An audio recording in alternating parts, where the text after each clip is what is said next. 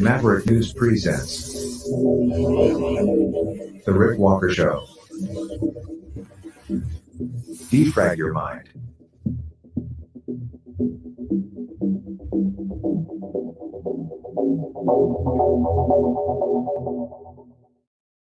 Good evening, everyone. I'm Rick Walker. Welcome back to the Maverick News channel. Welcome, Maverick family. All kinds of stuff to share with you tonight. Lead story, though, Meta, Facebook versus Justin Trudeau and the federal Liberal government in Canada. Plus, Chinese police stations making headlines, not just in Canada, but also in the U.S. That story getting some international attention now. Finally, the mainstream media picking up on that in the wake of concerns about Chinese meddling in Canada's elections, with funds flowing to some politicians, apparently, allegedly.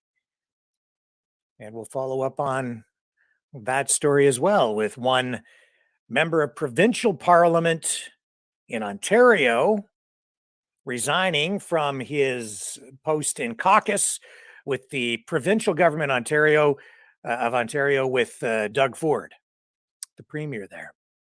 So they've had a minor cabinet shuffle because that member of provincial parliament is accused of being part of a money redistribution network with funds coming from China. He says he didn't do anything wrong. He denies the allegations and says that the accusations are racially motivated.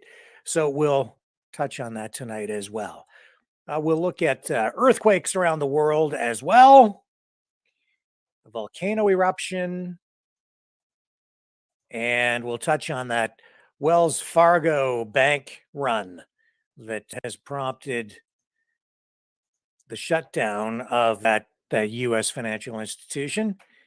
That was what John was talking about in the call-in portion of our show last night, but we never actually got to talk much about that last evening. So we will touch on it tonight. So we have all that and more coming up.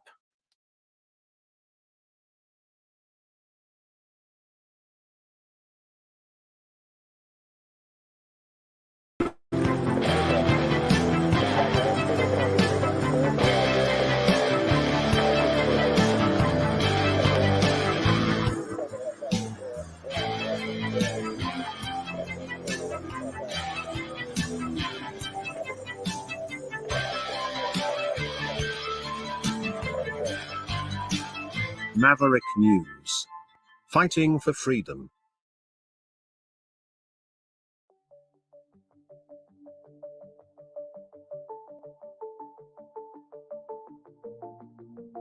Greetings, brave Mavericks.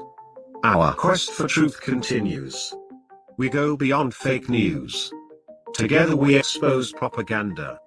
Together we pull others out of rabbit holes.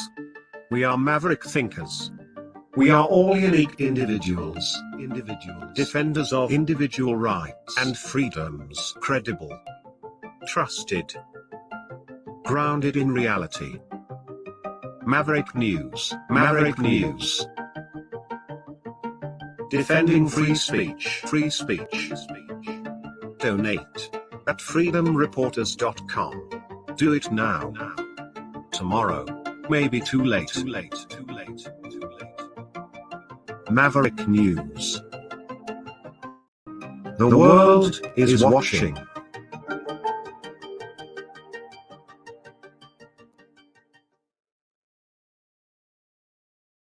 Okay, we are back.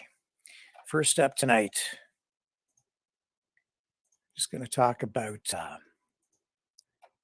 Meta.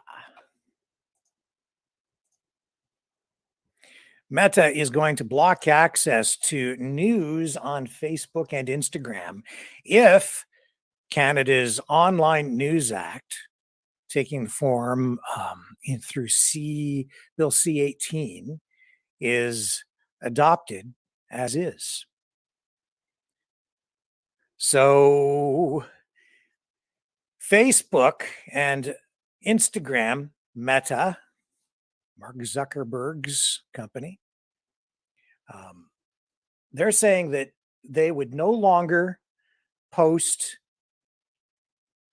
news content from mainstream media platforms on their social media platform if Bill C-18 is passed in its current form. So this is actually backfiring on the federal government and media companies. So Meta spokesperson Lisa LaVenture released this information today, saying that with the bill's current provisions, it would place Meta in an untenable position. She says, quote, a legislative framework that compels us to pay for links or content that we do not post and which are not the reason the vast majority of people use our platforms is neither sustainable nor workable. So social media companies like Google, Meta, they have been fighting against Bill C-18 because it would require them to negotiate deals that would then provide compensation to big media companies like CTV, Global, and others. So the big media companies in Canada and the federal liberal government have been supporting that bill, saying it would level the playing field for news outlets that compete with tech firms for advertising dollars. That is one of the things the big media companies have focused on since the birth of the internet, saying that is really why they are having trouble surviving. That is why the federal government has been pumping millions and millions and millions of dollars into those companies. Because all those ad dollars that used to go to television stations, radio stations, and to newspapers have been redirected largely to the social media companies. So Canada's Heritage Minister, Pablo Rodriguez, released a statement saying that once again, it's disappointing to see that Facebook has resorted to threats instead of working with the Canadian government in good faith.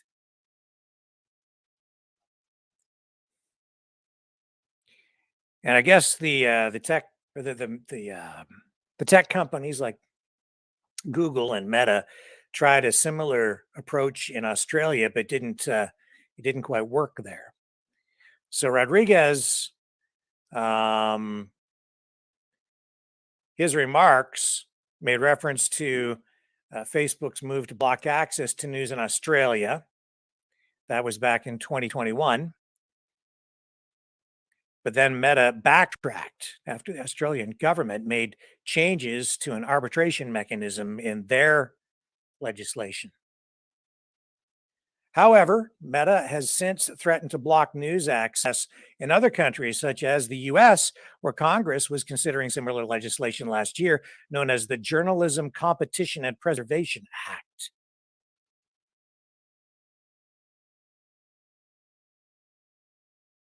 Many months,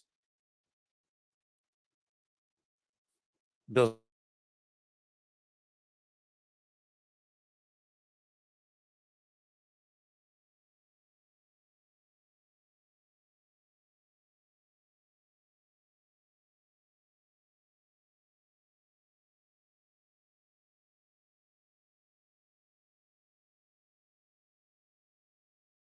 legislation presumes his company, quote, unfairly benefits from its relationship with publishers, when in fact, the reverse is true. He says that posts with links to news articles made up less than 3% of what people see in their Facebook feed, and said Canadians tell Meta what they want to see, and they're telling Meta that they want to see less news and political content on the Facebook and Instagram platforms. He goes on to say, we have repeatedly shared with the government that news content is not a draw for our users and is not a significant source of revenue for our company. There was a report back in 2018 from the Canadian Media Concentration Project, and that report revealed that Google had snagged half of Canada's internet advertising market share. That was in 2018. They have even more of that now. Facebook had in 2018 almost 28%. And then the remainder was divided up between Bell Media, Torstar, Twitter, and Post Media. Each of them had less than 2% each. I have to say, though, that I'm not really that worried about companies like Bell because they own half of the media assets in Canada, give or take. They have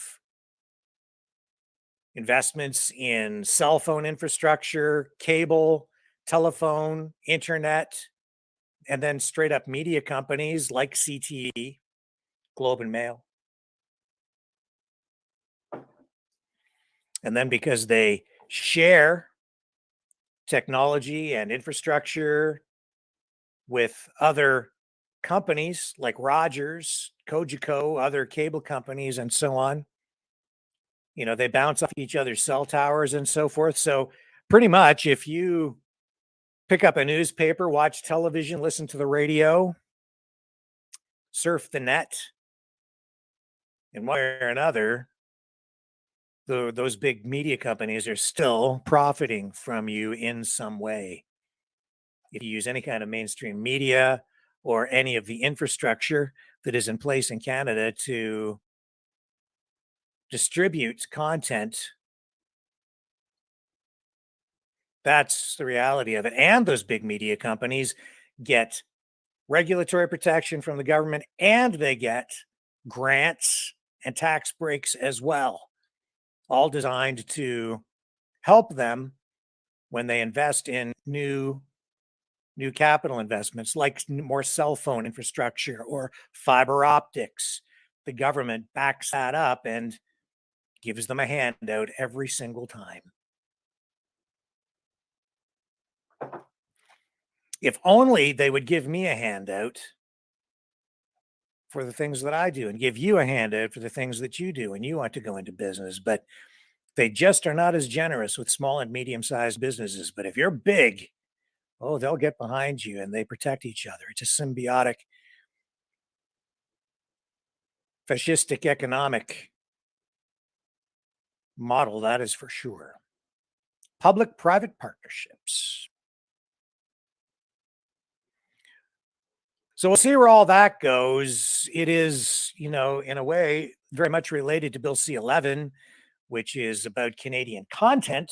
And then Bill C-18 is about compensation from the media giants like Facebook, you know, all the social media companies. They're trying to get them to give money back to the mainstream media companies. And that's what Trudeau wants, of course, and the NDP, I think, because those companies, those media outlets, those mainstream media outlets are very, very friendly to the sitting government of the day. Largely right now because they are bought and paid for with tax dollars, grants, bailout money, hundreds of millions of dollars being spent annually now. Whether you watch the CBC or not, your tax dollars are going there. And the same is true of every other mainstream media outlet, CTV, Global, and the list goes on. Even a lot of small and medium-sized newspapers. And certainly all of the large ones, including Toronto Star, Post Media, Globe and Mail, all of them.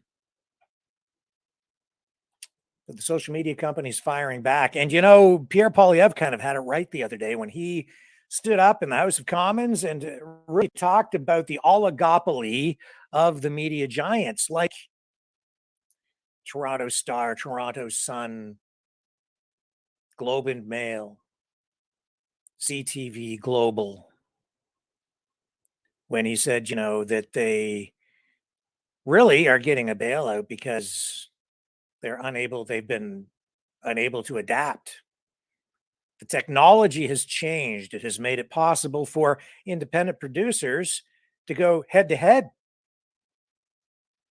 with these big media companies because the cost of production has come down so much.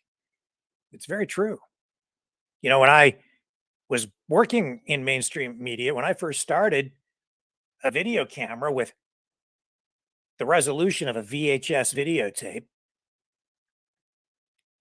was, you know, this big. It weighed 40 pounds. And then there was a video recorder that weighed another 40 or 50 pounds. You had to carry both of those. And now with a cell phone, you can take high definition, in some cases, even 4K video with something that just fits in your pocket.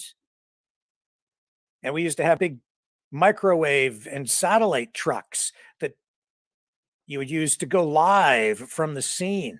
That was back in the 80s and 90s. And now you can go live from any place with a cell phone, a data feed, camera, and a little bit of initiative. And then the rest is all about the journalism. Identifying the story, reporting on it. And there are cameras everywhere. And people are worried about security cameras. There's a camera in everybody's pocket now, man. You're on camera all over the place, whether you realize it or not. People are live streaming all the time. Just saying. And that goes double for politicians. They're under constant surveillance as citizen journalists and just people in general whip out their phones and roll video live worldwide, including right here.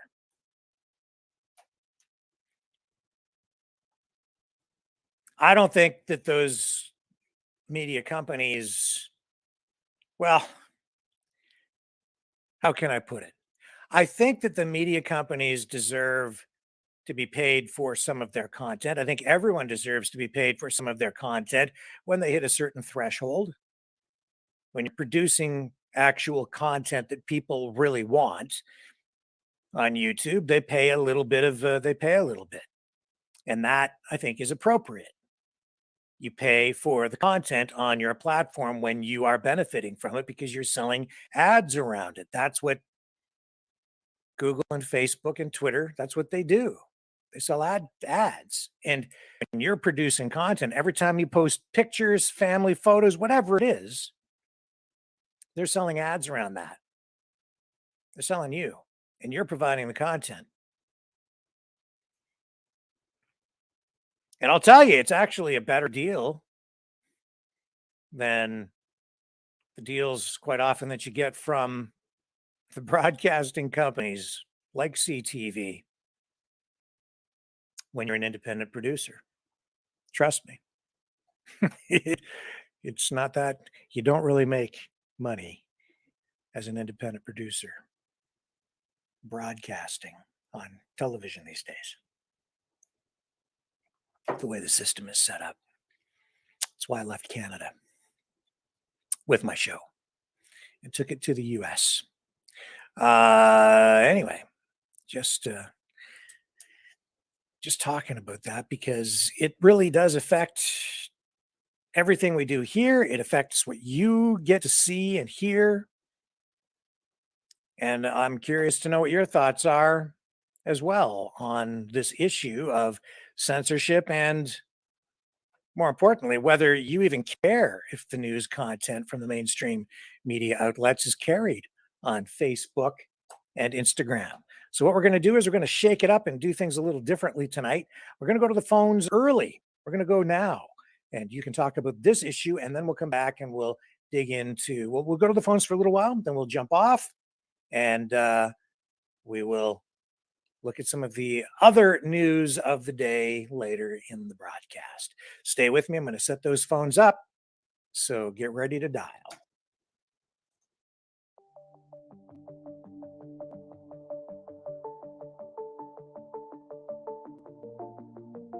Greetings, brave Mavericks. Our quest for truth continues. We go beyond fake news. Together we expose propaganda. Together we pull others out of rabbit holes. We are maverick thinkers. We are all unique individuals, defenders of individual rights and freedoms, credible, trusted, grounded in reality. Maverick News, Maverick News. Defending free speech, free speech. Donate at freedomreporters.com. Do it now. Tomorrow may be too late. Maverick News. The world is watching.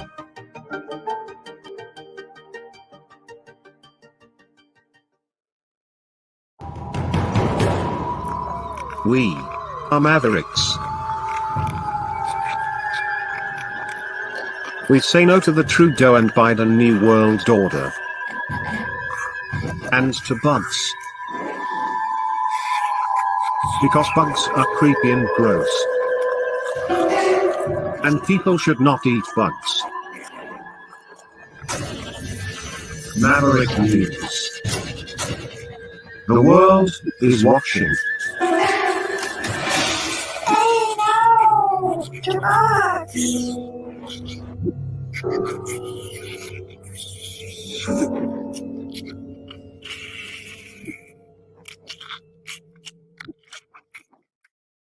Okay, the phone lines are set up. Here's the number to call, and it'll be really nice to get some new callers tonight.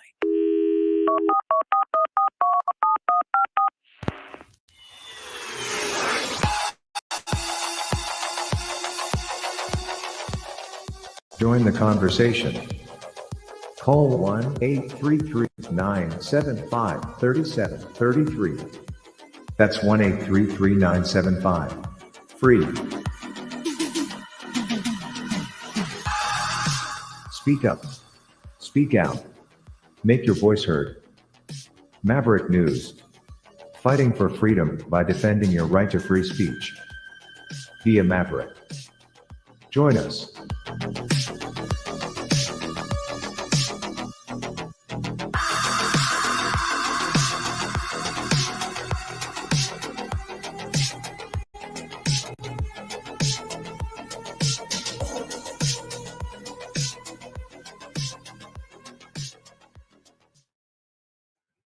Okay, there's the number to call, 1-833-975-3733. You join the conversation right there. It's a free call. And here's our first caller of the night.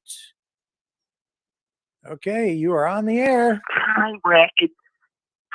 It's Dee from Vancouver calling. Hi. How are you tonight? Hi, I really love your show, Rick. It's the best show I ever seen in the whole wide world. This guy named the Mouth of the South keeps telling me to call in, but I'm just so nervous.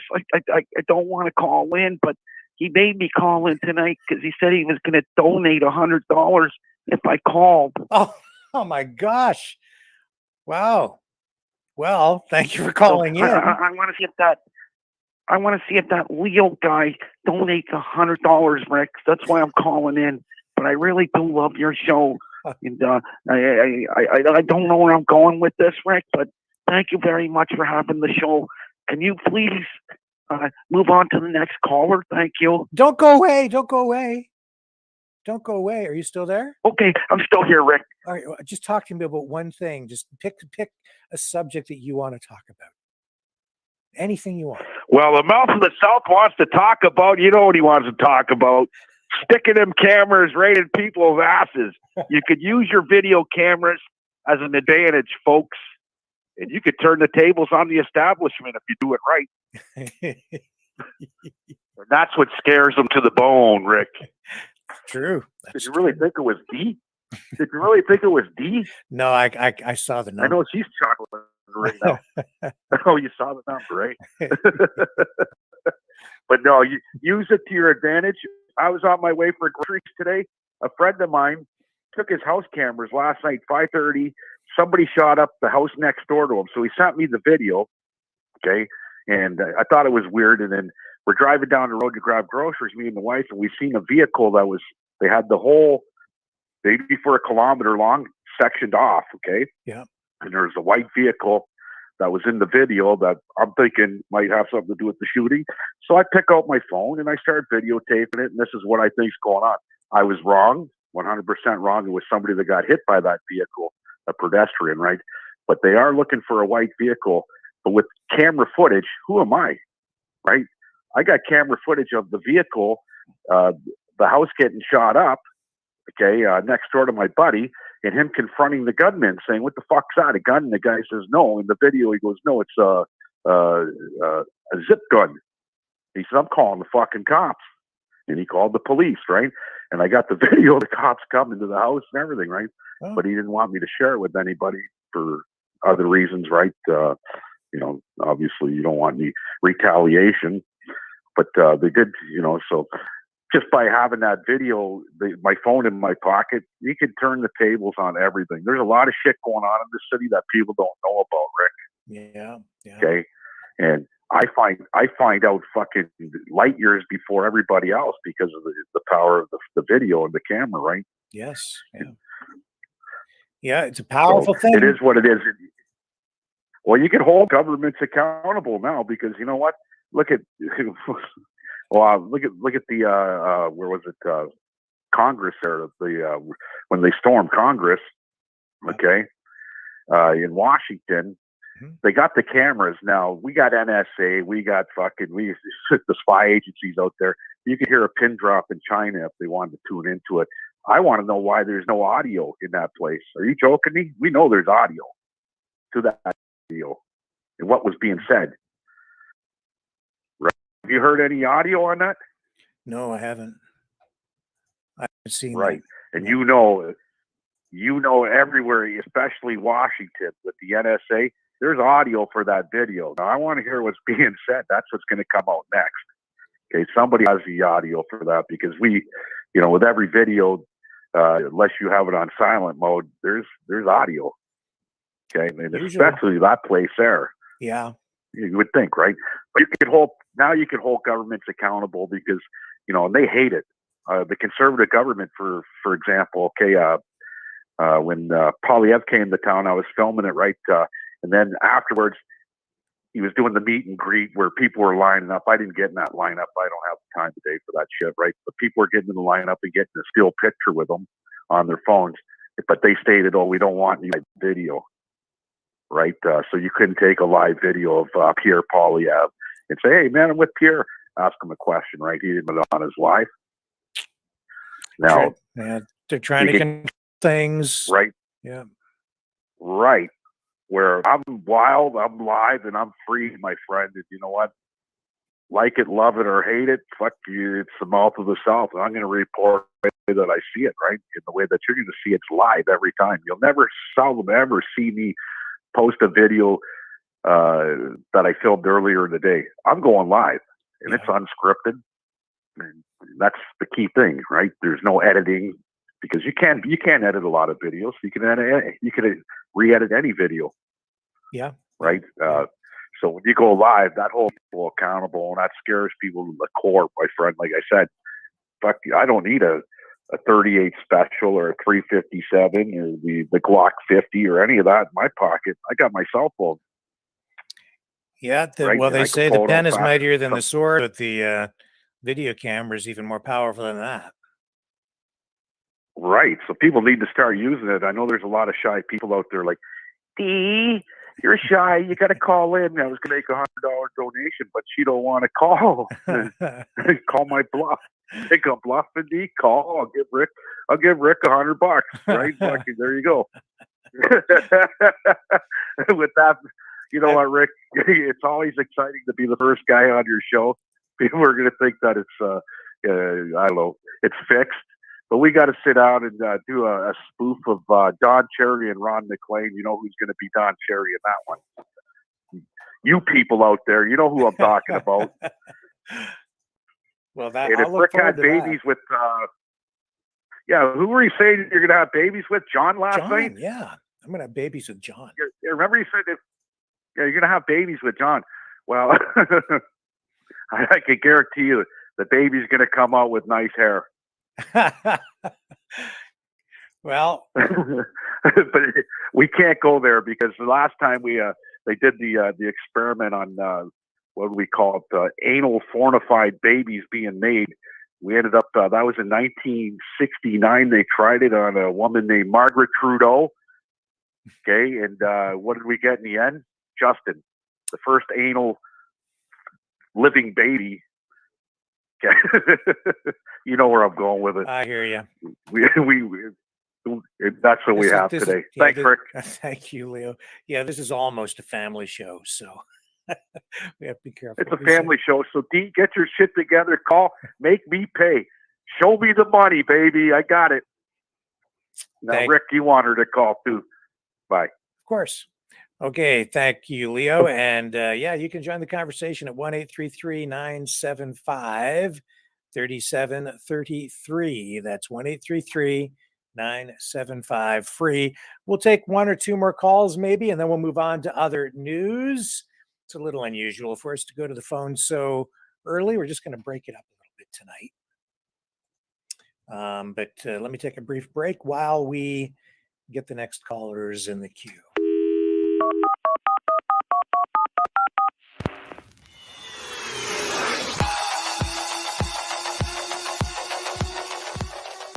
Join the conversation. Call 1-833-975-3733. That's 1-833-975-FREE. Speak up. Speak out. Make your voice heard. Maverick News. Fighting for freedom by defending your right to free speech. Be a Maverick. Join us.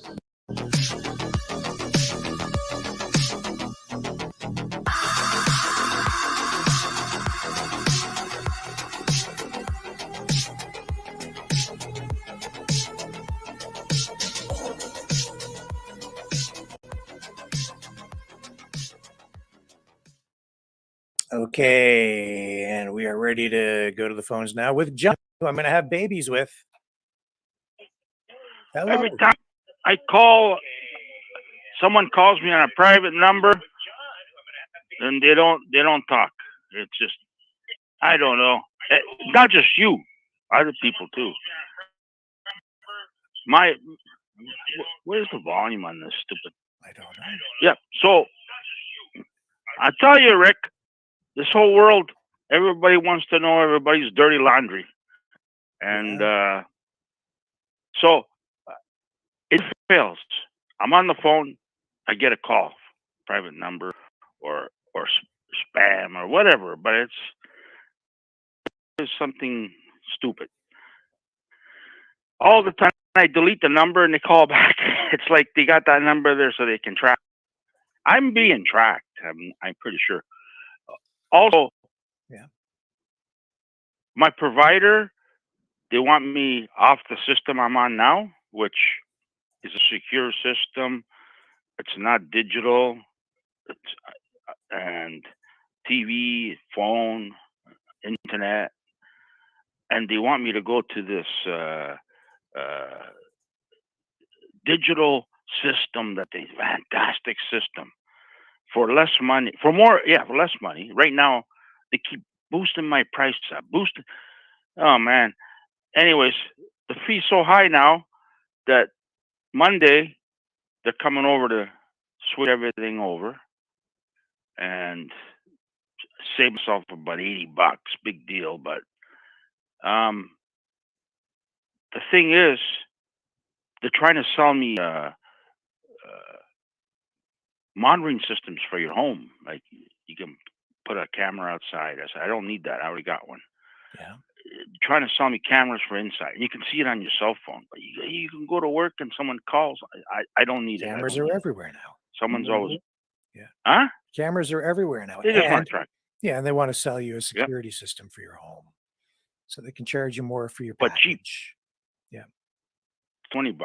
Yeah. But now the new, like the remote for the TV, it's got a microphone on it. This girl I know, she just got her system redone, Yeah. and she has to talk into it for channels. Channel 7, whatever. I ain't talking to nothing. Okay. So I have to disable all these, just like my cell phone that I bought. I had to upgrade. And it's got this Bixby shit. And it's a Snoop's feature where they can hear everything you're saying anytime. So I blocked it. And now the converter, I'm gonna have to block it. Okay, there's 3 of them, three. I'm gonna block them all. I don't want them hearing anything.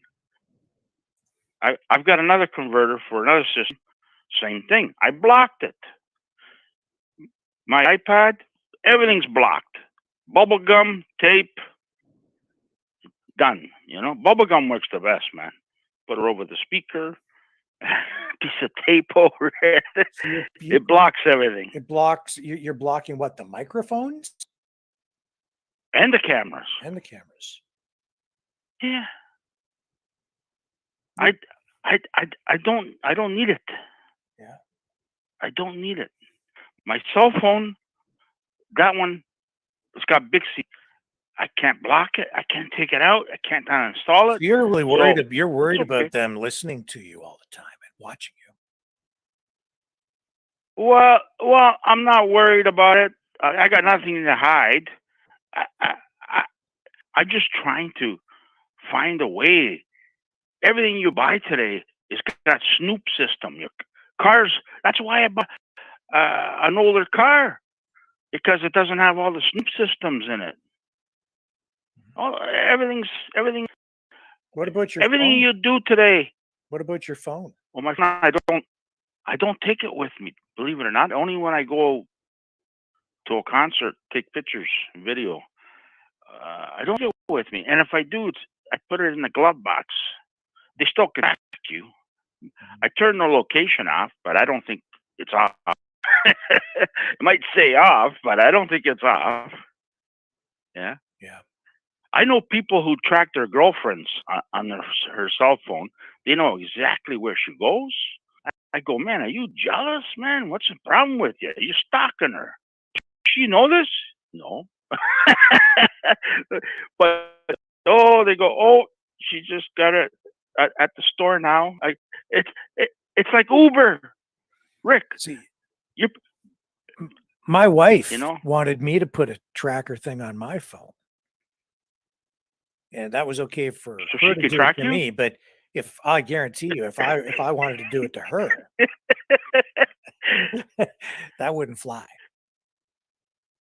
So you can't track her. No. I don't dare do that.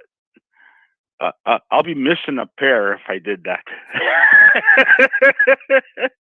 Not telling her. No, I do not. Yeah. I do not track my wife. No. I don't track no. She always wants to know right where I am, though. And if she phones, I'll pick up immediately. Yeah. It's like, why are you picking up the phone? But when I call her, I know a lot of people with kids. Yeah. I don't even take my phone with me. They call me and she calls me and I go, I don't have my phone. It's at home. Can you hear it ringing? Yeah. And I know a lot of people who track their kids on their phone. That's fine, tracking kids. But this one couple, they're divorced. They're going through a divorce. So now she tracked the kid to his girlfriend's house, and she knows exactly where she lives, where he is. You know. See, you're just proving my point from the other night. Everyone's worried about smart cities, and I talked about these LED smart street lamps, and people are worried that those things are going to spy on you. And man, they don't need those things to spy on people. You already have your phone, everybody. Like that's the best one. Yeah. That and your credit cards. That's right. Your credit cards taking track of you everywhere you go. Everything you buy, all these points. Like some people, I don't bother with the point. Yeah. Like you go to Food Basic or whatever, nothing, no frills. You get bonus points on your food, and I don't bother with that shit. That's a tracking, and then next thing you know, your phone's full of Ads. That's right. Yeah, that's exactly right. And well, listen, we're going to move on. Here it comes again. Look, another private call I got here. Look, there you go. Well, you go get your private call. Maybe call back later in the show if we go back to the phones. And I got your mail, by the way. Thank you for that, John. I appreciate it. Oh, okay. All right. Funny? Yeah, it was funny. Thank you. Yeah, okay, bye. Right. All right, let's move on to Ashley from Alabama. Hello. How you doing, Rick? I'm okay. How are you? Hi. I'm doing good, brother. Just want to call in and say, hey, how are you doing, man? Excellent. Good to hear from you. I hear you. Hey, I got a question for you. It's a dumb little question, but I just want to see what you think. Sure. Hey, what if Elon Musk makes a robot AI-2? I done heard this is what he's doing. He's going to make a robot to run for the president of America. What do you think about that? I think that the robot would do a much better job than Mr. Biden would. Yeah, I think Yes. It's supposed to be AI-2. It's got to be made in America to be America. You know what? Yes, sir. You know, it can't be made in China. That's right. Yeah. You know, I appreciate you agreeing with me with that, man, because I heard it on somewhere else on the webpage that that's what they're doing, and I'm sitting here like I told somebody else about it, and they're sitting like, no, there ain't no way a robot will be a president. I don't know, man. Them things are a lot smarter than what we think they are. That's right, especially when they get they're infused with artificial intelligence. So then that begs the question: are they alive? And if they're alive, then do not deserve citizenship, and with that citizenship, do they not then get rights? And if they have rights, then they should be able to vote, and if they can vote, then they should be able to run public office, and we could have an artificial intelligence robot as president of the United States, and we would be better off. Yes, because they ain't gonna lie. They ain't got no lie. They ain't got feelings to lie. You know what I mean? Yeah. And I think that would be. I think he's doing it because it's got to be made in America to be America. You see where I'm going? You can't have something else made in China to be over here to try to run us because it'd be rigged, you know? Yeah. But he's building this one right here to run America because there's other countries saying they want other people to come America to run America that has balls. In other words, they want someone like Putin to come over here to run America, to make America right again, you know? Because you can't have these politics out here trying to we're going to do this law right when they just sign another law where they can't get in trouble for signing the law, you know? Just there's just one small detail that we're not discussing here, and that is that there's a lot of evidence to suggest that Mr. Biden might actually be an android. Yes, that's what I'm trying to say. Because if you look at his neck, he's got an Adam's apple, but the Adam apple rolls. You know, there's a difference in the Adam apple and in the earplug. You know what I mean? The ear. Because they got a round ear and they got a pointy ear. Yeah. Well, Rick, man, I appreciate you breeding me, man. You know what I mean? I love Rick Swirl, man. You got some smart cats on your show, man. Thank you for the call. It's been entertaining. You got it, brother. I'll see you in a couple minutes, man. All right. You have a good one. See you. Bye for now. All right, go. Okay, that's enough calls for now. We will drop out phone call system and run a promo. And when we come back, we'll dig into some of the other stories of the day. So don't go away.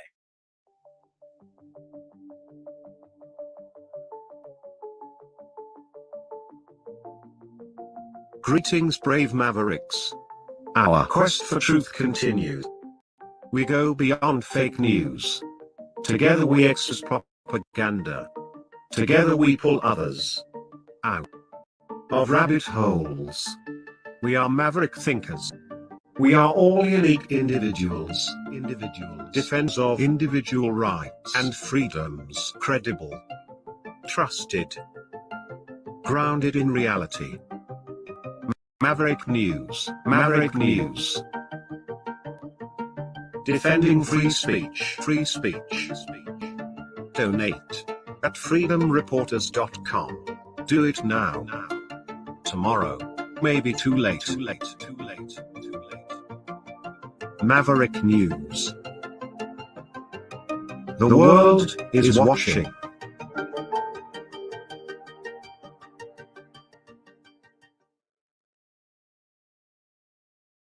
So as you know, we have been covering a lot of stories about the United Nations Declaration of Rights for Indigenous Peoples. We have been talking about what it all means for First Nations, and with everything that has gone on west with that Winnipeg event and so on, we've been talking a lot about the Métis. Well, in Ontario, the province of Ontario in Canada, for our US viewers, a lot of people, it seems, want to become Métis. They're identifying as Métis, but the Métis Nation of Ontario has voted to oust over 5,000 citizens from its Métis citizenship roster due to incomplete applications for citizenship.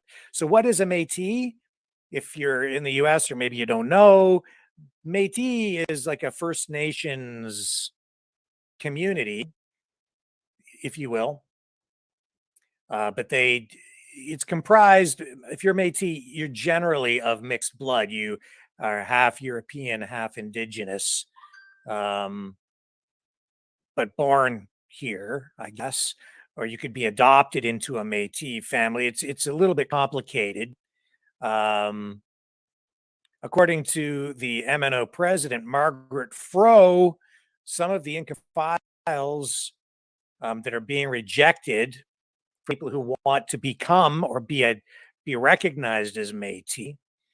These files could be incomplete because maybe have not signed the oath of allegiance, or they haven't provided a long form birth certificate linking them to Métis ancestry, a bunch of different reasons.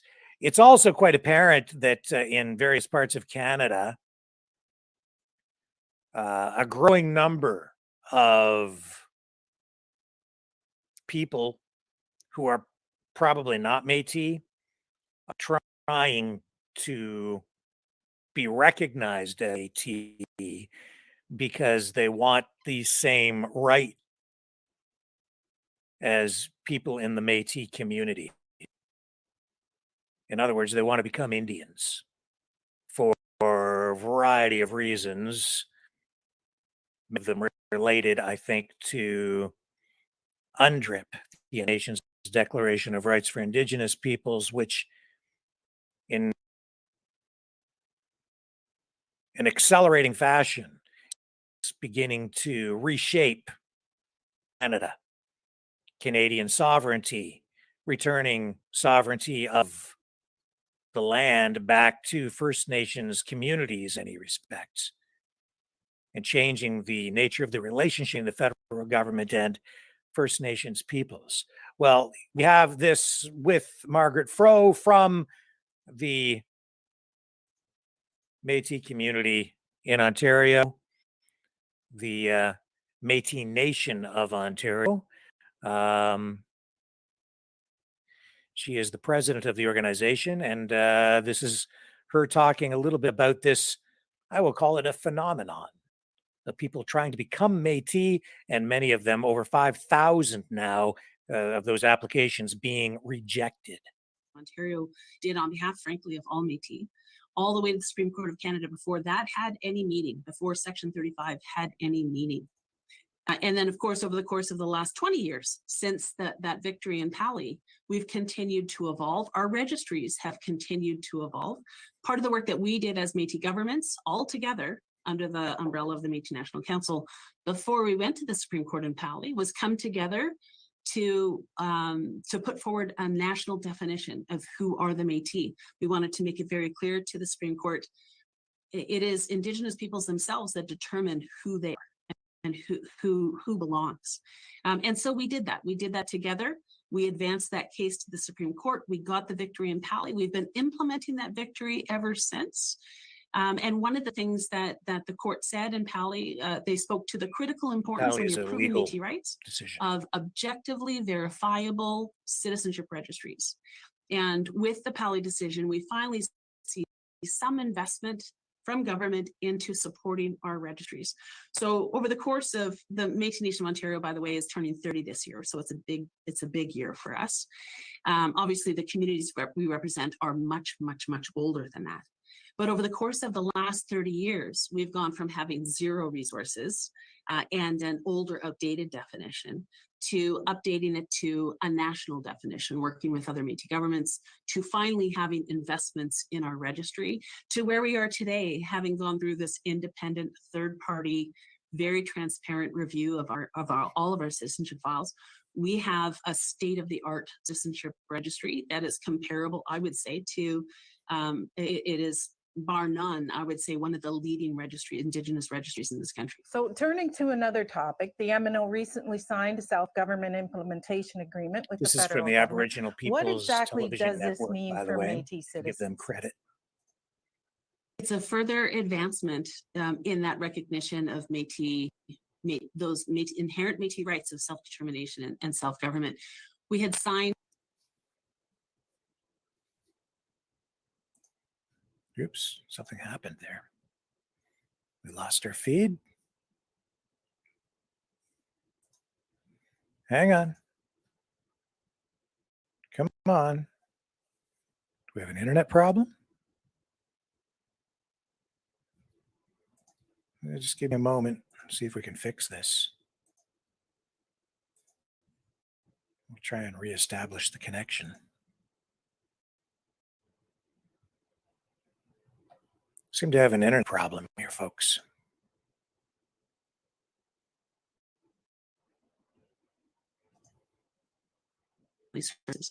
And the third thing that it does, key thing that is, it's a further advancement in that recognition of those inherent Métis rights of self-determination and self-government. We had signed the first Métis self-government in June of 2019, alongside our sister Métis governments from the Métis Nation of Alberta, Métis Nation Saskatchewan.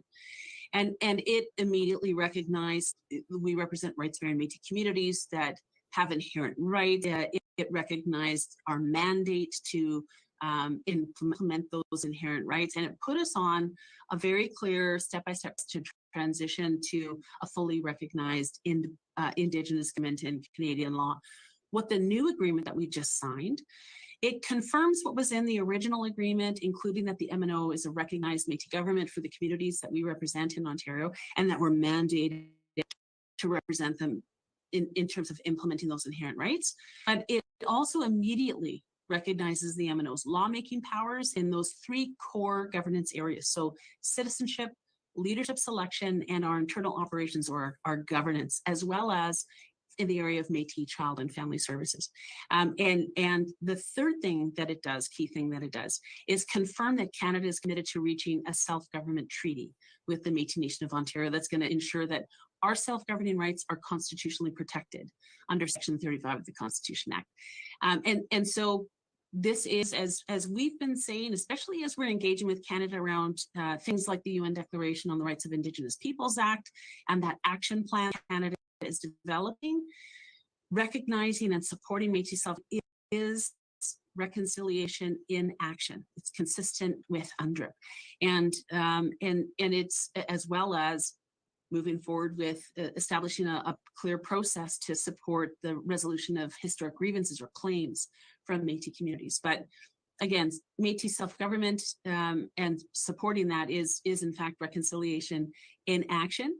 And so this new agreement really allows us to ensure that, you know, the new rights recognition language and techniques that weren't available to us in 2019 when we signed that first agreement, that we have those in place, immediately recognizing Indigenous self-government, and but also the fact that Canada has changed its position on enough issues, including this concept of constitutional protection for Indigenous self-government agreements, which is, frankly, that's very good news for all Indigenous governments. And I guess the last thing that I will say about this new is that it is very clear it is a legally binding agreement as well. Okay, President Pro, we're going to leave it there.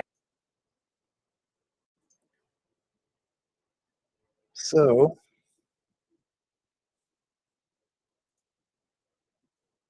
Hang on just a moment here. We're going to take another break. Well, actually, you know what? I have.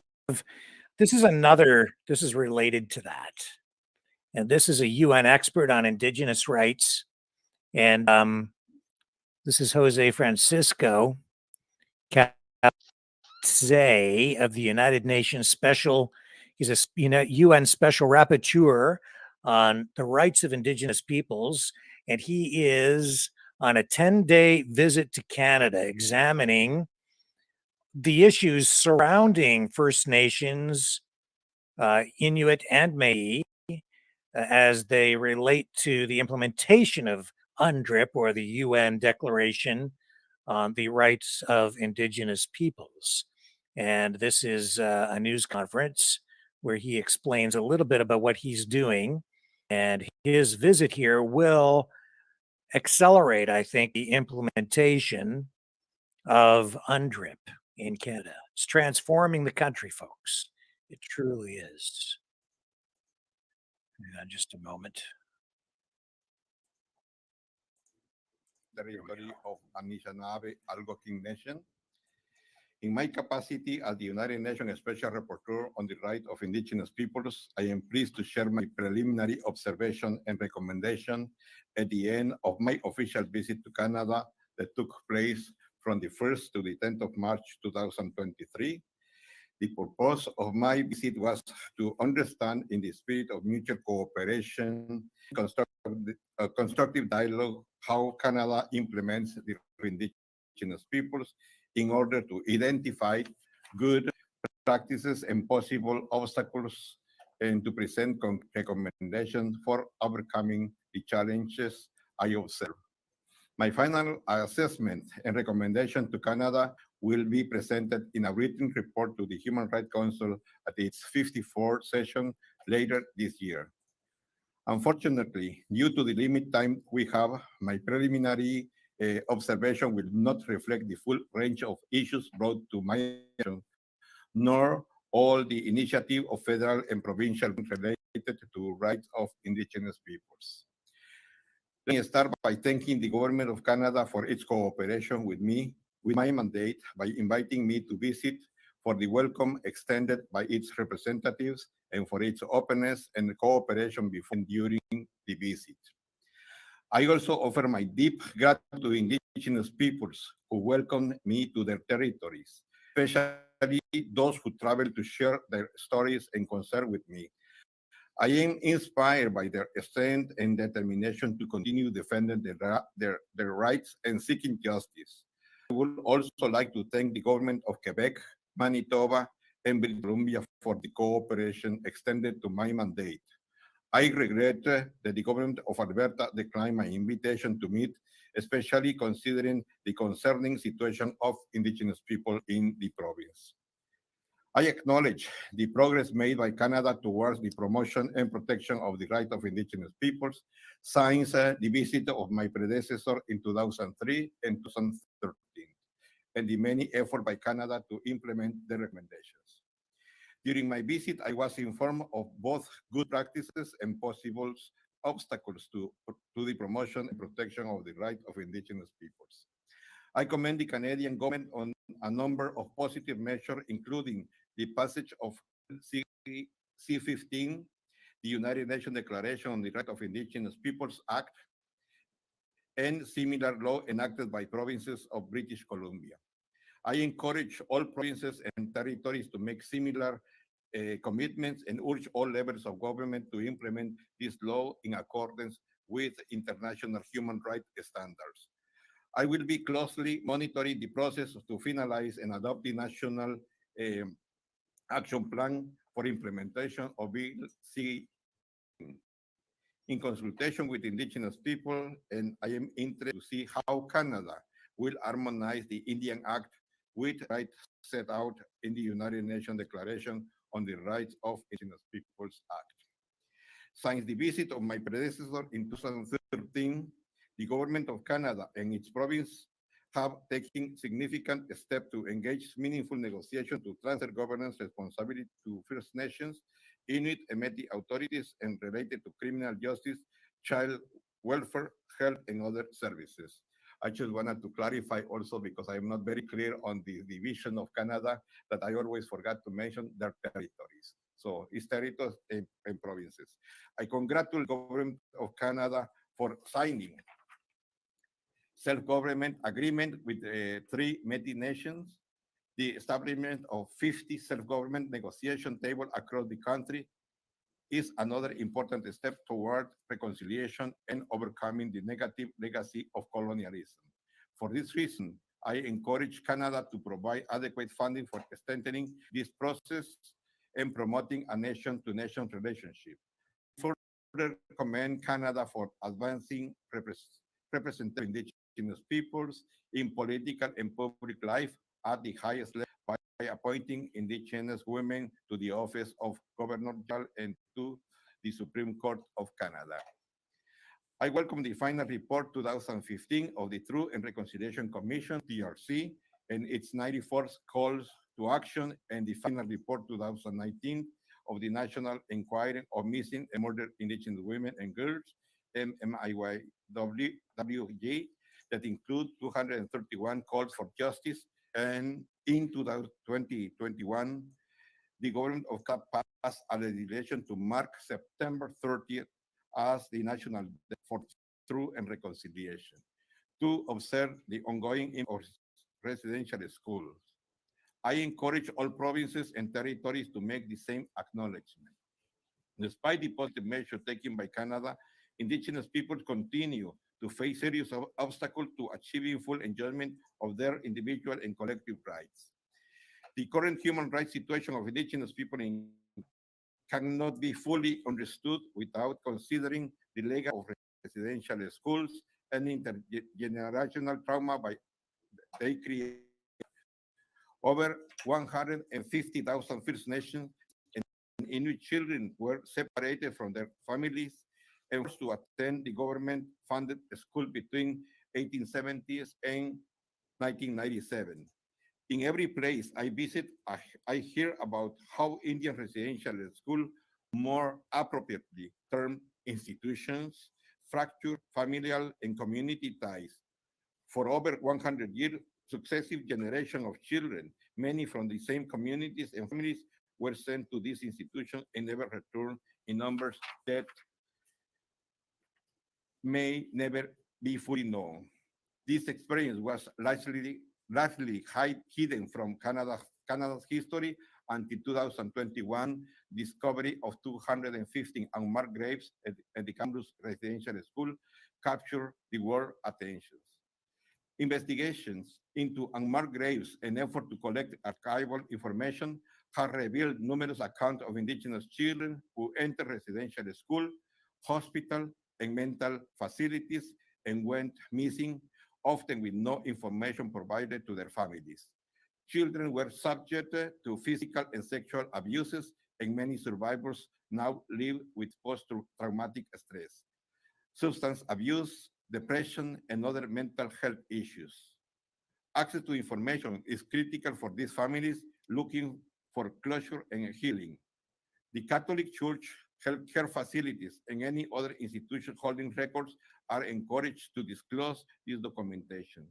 I encourage Canada and the provinces to make it easier for survivors and families of missing children to access information by taking the legislative and other measures. During my visit, I observed the legacy of colonialism and the history of abuse and discrimination have left survivors and their families with a deep mistrust of Canadian institutions. First Nations, Métis, and Indian people want to lead the reparation of the remains of their missing children in culturally relevant way with adequate financial support from Canada to cover the cost of forensic investigation, exhumation, and or commemoration, healing, and wellness. Numerous concerns were presented about the 2023 technical arrangement with the International Commission on Missing Persons that Canada reportedly concluded without consulting Indigenous peoples. I fully support Indigenous people call for a survivor-centered, Indigenous-led investigation to mitigate against further harm in accordance with the TRC Call to Action 76.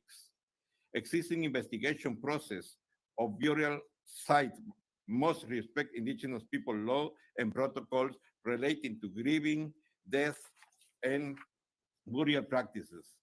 There is a significant need to fund culturally relevant indigenous health and well-being support to address trauma and to remove obstacles to accessing burial sites, particularly when they are located in private lands.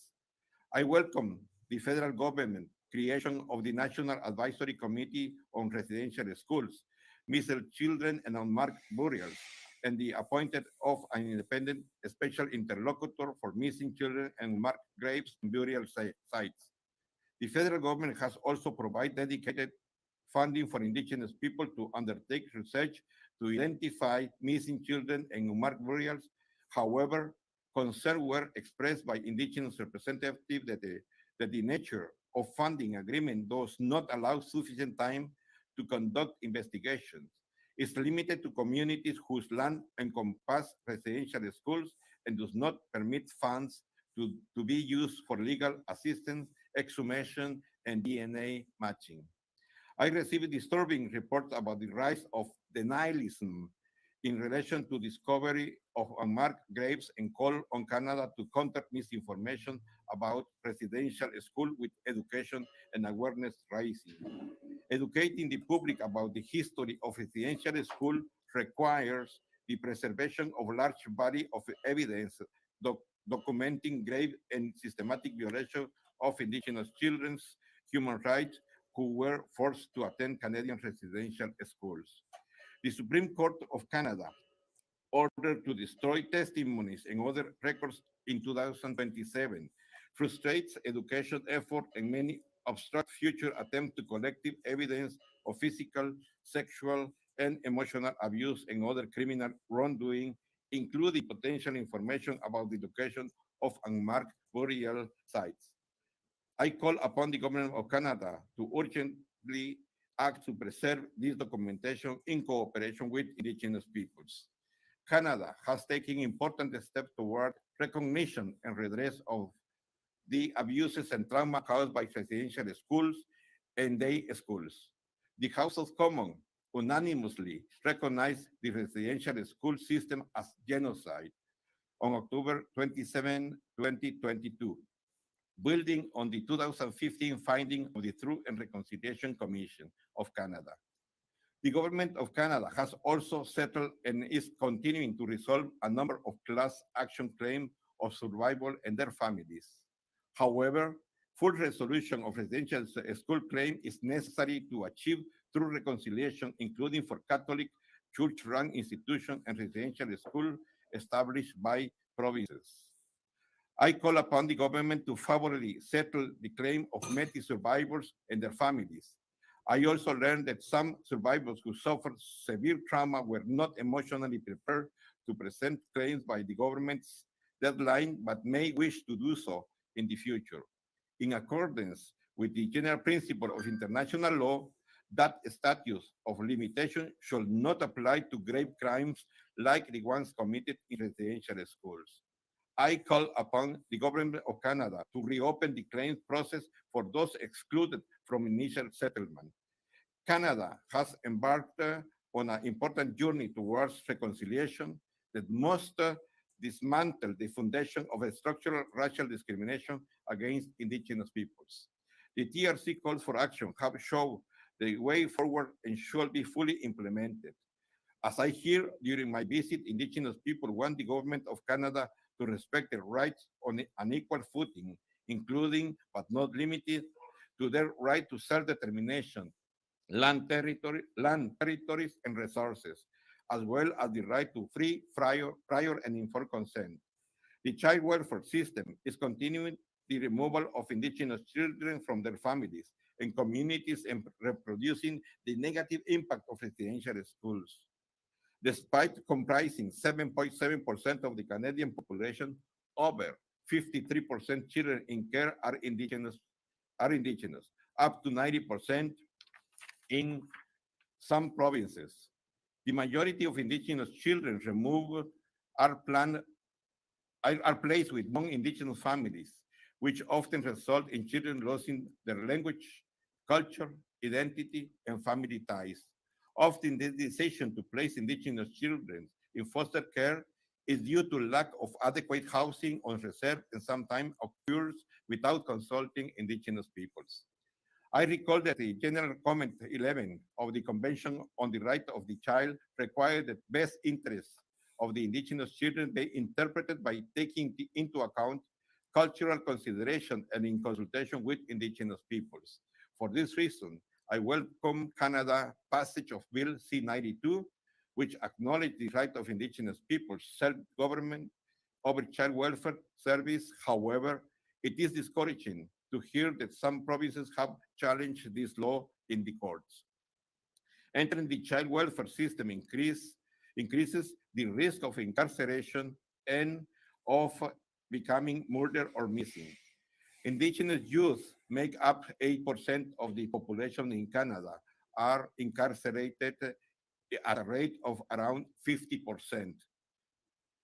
Canada must adopt holistic reform in consultation with indigenous people to address the root cause of these problems, including racial discrimination, poverty, inadequate housing, and the lack of culturally appropriated interpretation of the best interest of the indigenous child.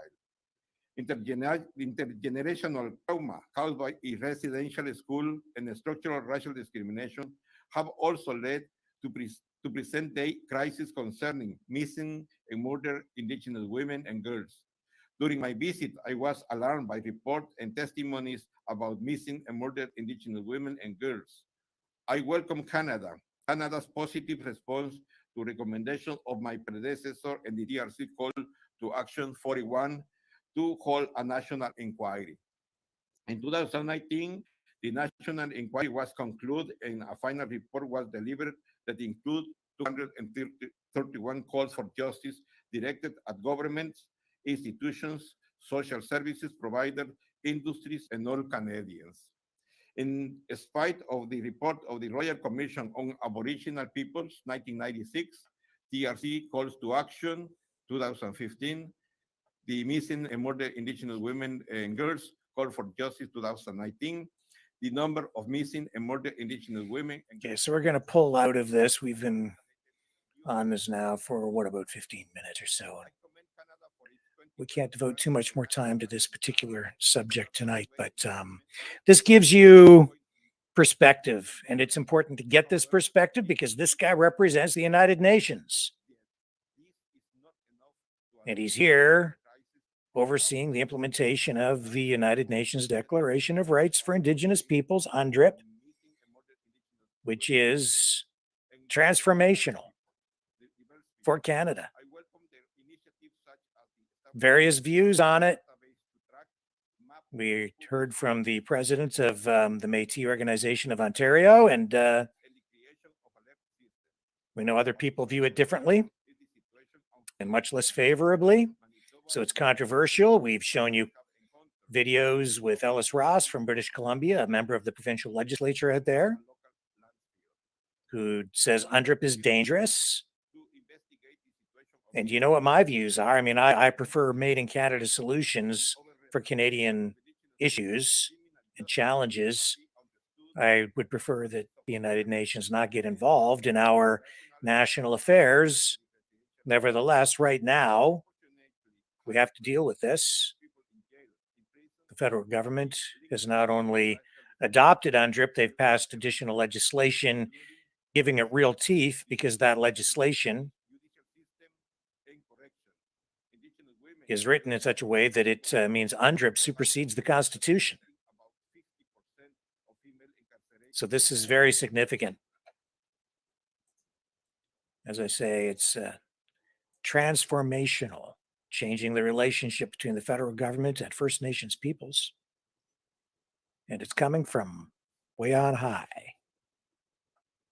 International, globalist, if you will. That's your globalist standing right there at the podium. Listen carefully. Change is upon us. We need to make the best of it, make the most of it. Figure it out. Understand it. Educate yourself. I'll be right back.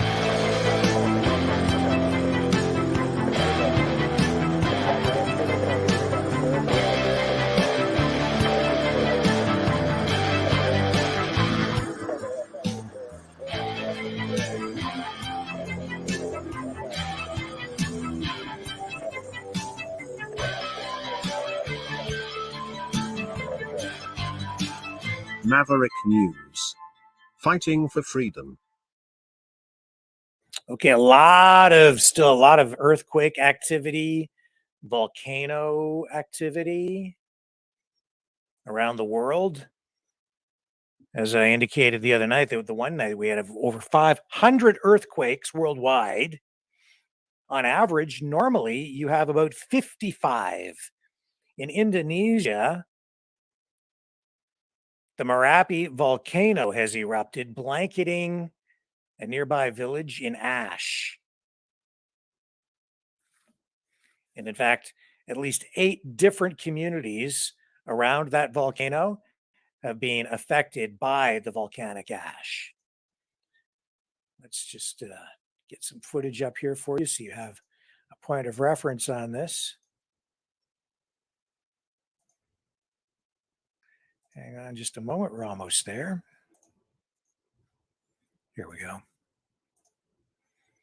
So that's what it looks like. Erupted around noon Saturday, today. Look at that. That's Indonesia.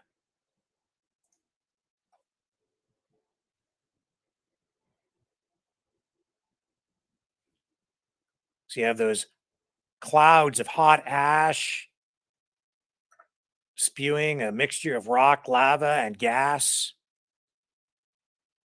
And the effluent from that volcano traveled up to 7 kilometers down its slopes. That column of hot smoke clouds rose 100 meters into the air.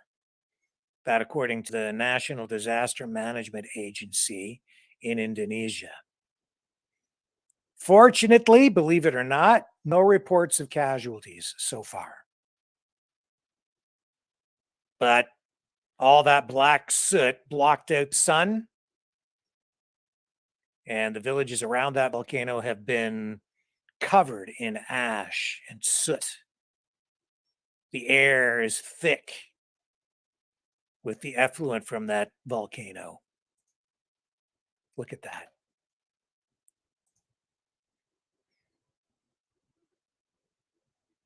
Roads covered in ash. So the volcano is one of Indonesia's most active volcanoes. Its last major eruption was in 2010. And when that happened, it killed over 300 people and forced the evacuation of over 280,000 residents.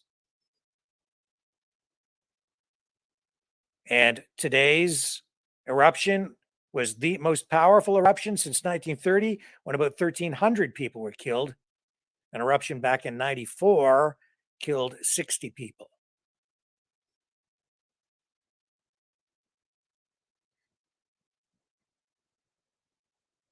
And as I say, there's a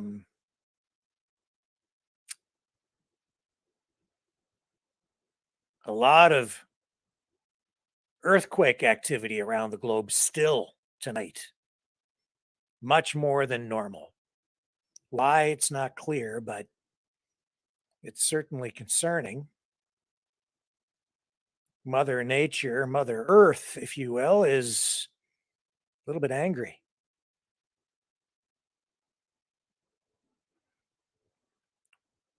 Now, you can equate this to a variety of things if you want to. Some people would probably try to suggest this is the result of climate change, but I would argue this has probably nothing to do with climate change,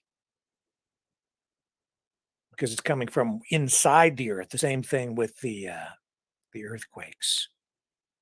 That's my personal opinion. And people worry about cars When a volcano erupts and you get all of that effluent, all those gases coming out of the volcano, when Mother Earth has a great big burp like that, all kinds of toxic stuff is thrown into the atmosphere. Toxic gases of all kinds. Just because it comes from the center of the earth doesn't mean it's clean or healthy. That is not healthy. That's not good for you. And people are worried, of course, all the time about various chemicals and exhaust and this and that. But even Mother Earth, Mother Nature, is capable of throwing toxins at us. It's just the way the world is. And in fact, some of these things are, well, destructive at first, like, say, a forest fire or even a volcano erupting. Some of these, they're just natural occurrences. And Mother Nature has a way of healing itself and rejuvenating. That's the way the world works. And all that ash and soot, it's actually needed. You need some of that carbon in the atmosphere because that's what allows water particles to form and create clouds, and then you get rain. It's all part of the process. We're living in a giant terrarium. The balance of nature just has a way of finding that right balance. As much as we like to think we're in control of everything, nobody here gets out alive, folks. The cycle of life continues. But the immediate concern is the safety of the people there. And as I say, fortunately, no indications of any casualties, at least not yet. Now, what about those earthquakes? Well, let's take a look at what's going on, and this will give you some indication. Again, look at this. We've got a lot of earthquake activity around the globe. Some of these are significant earthquakes. Look at the size, 5.3, 5.0, 4.9, 5.1. Those are strong. Look at them all. That's today.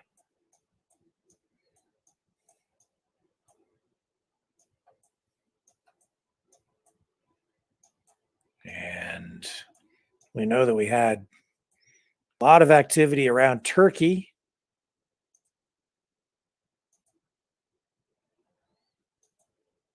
And all these things seem to be concentrated in certain areas.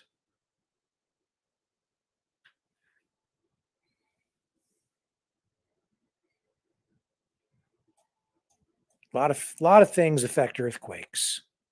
I think the gravitational pull of the moon, maybe even the sun, shifting plates within the earth. A lot of activity right there.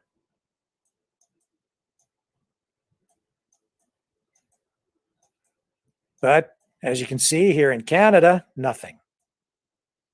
Nothing. Not around where we live. You get up here in the far north, up into the Arctic, and you start looking around up there, and Alaska area, you've got some activity up there. And look at that concentration of activity right there, all the way down. Not as much as there was a few days ago, but still more than normal. Just thought I'd share that with you guys. It's, I think, just something to take note of. And some of those quakes in the last few days have been extremely destructive and deadly.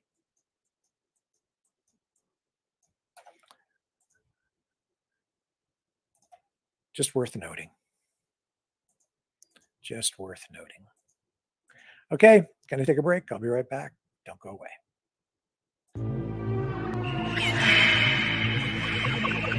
Fighting the Great Reset by leading the Great Resistance.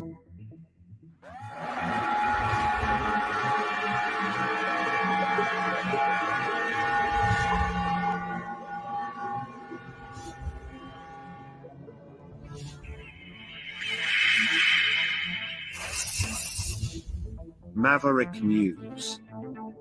The antivirus programs for your mind.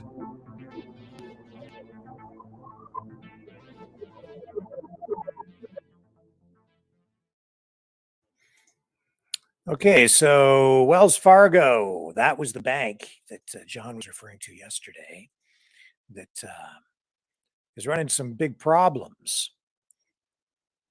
And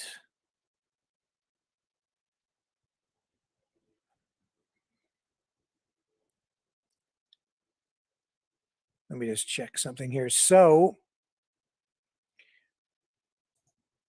just bring you up to date on it because we really didn't get to talk about it much yesterday. Here's a short report. Bring this up for you. Here we go. If you're a customer with Wells Fargo, you may have had a little scare as you logged into your online account today. You logged on and saw you were missing a whole bunch of money. Well, according to downdetector.com, still almost 100 issues reported about 30 minutes ago. And this morning, the bank said in a statement that some customers' direct deposits transactions weren't showing up. Wells Fargo initially said there was a technical issue to blame for the wrong bank balances. And we spoke with a financial advisor to get advice on what you can do to protect yourself.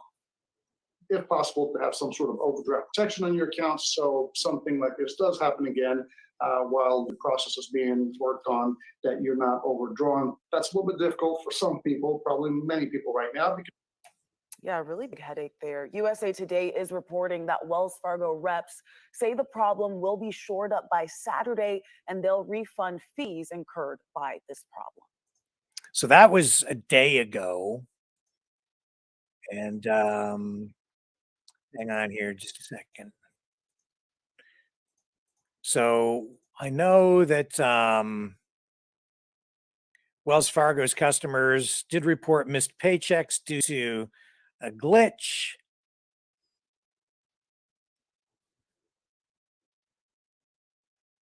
But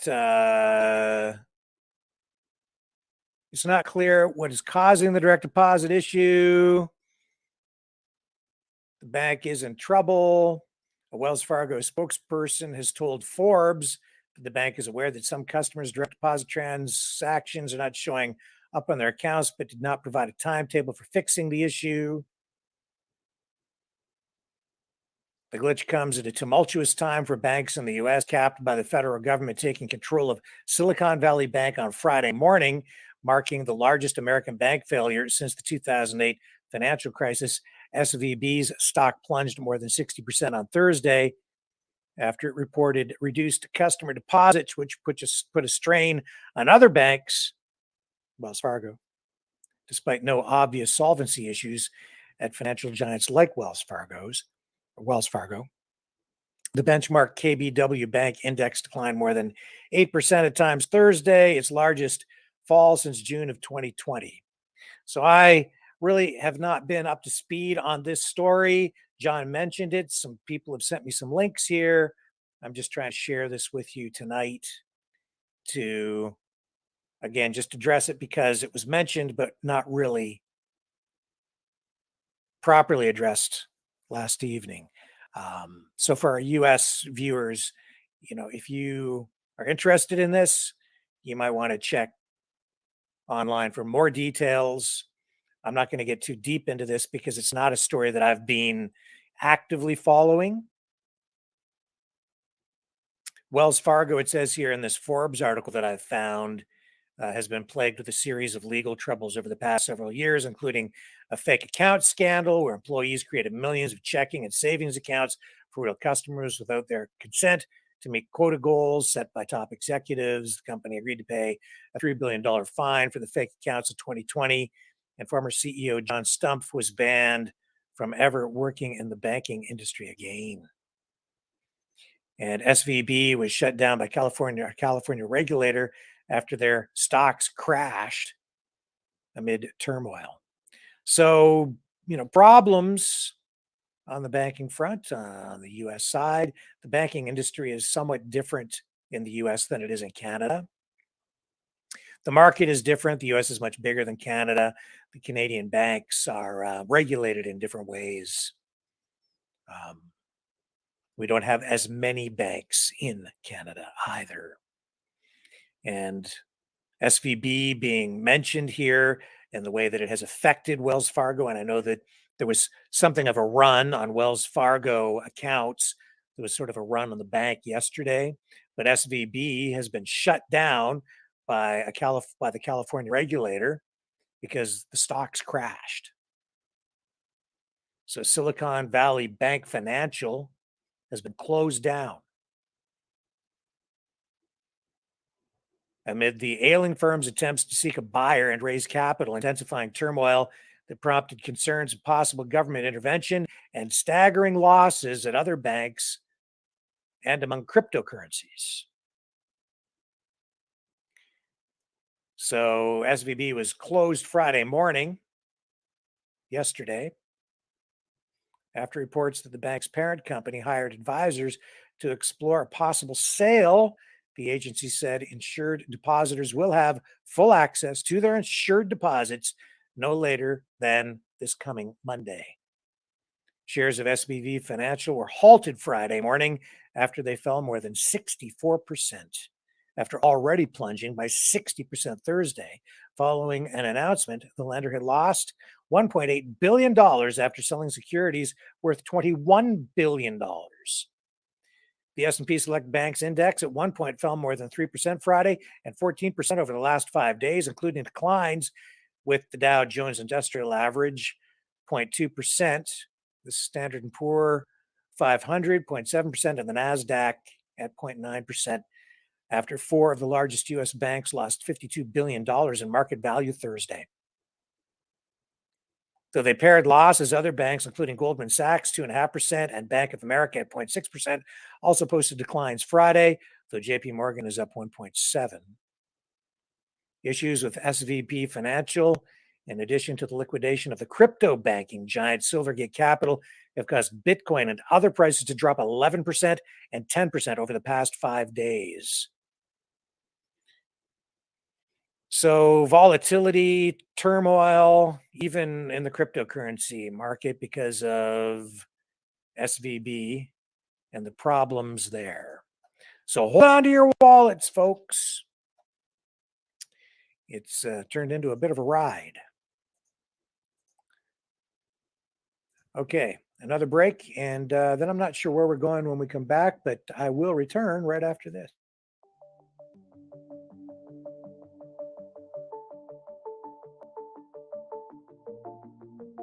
Greetings, brave Mavericks. Our quest for truth continues. We go beyond fake news. Together we expose propaganda. Together we pull others out of rabbit holes. We are maverick thinkers.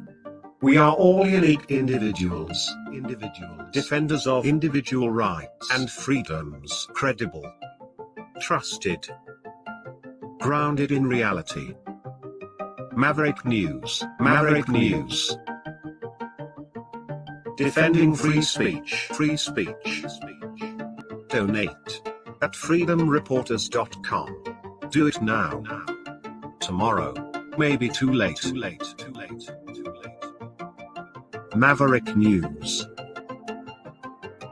The world is watching.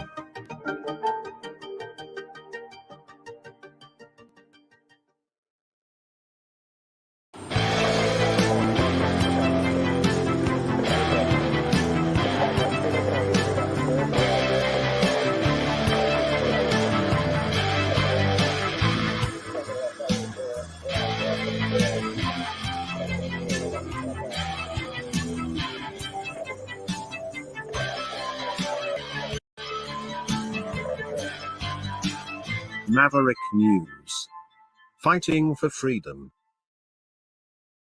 Okay, so we're going to go back to the phones now. It is 7:36 p.m.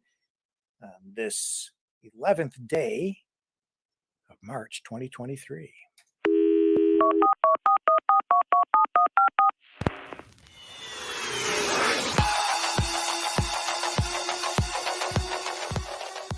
Join the conversation. Call 1-833-975-3733. That's 1-833-975. Free. Speak up. Speak out. Make your voice heard. Maverick News. Fighting for freedom by defending your right to free speech. Be a Maverick. Join us.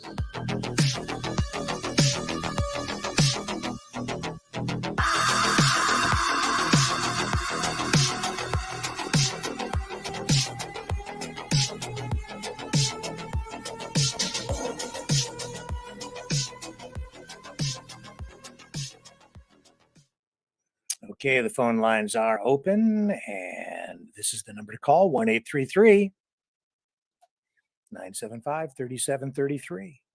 And here's our first caller of this session. Hello, how are you tonight? You tell me, sir, what would you like to talk about this evening?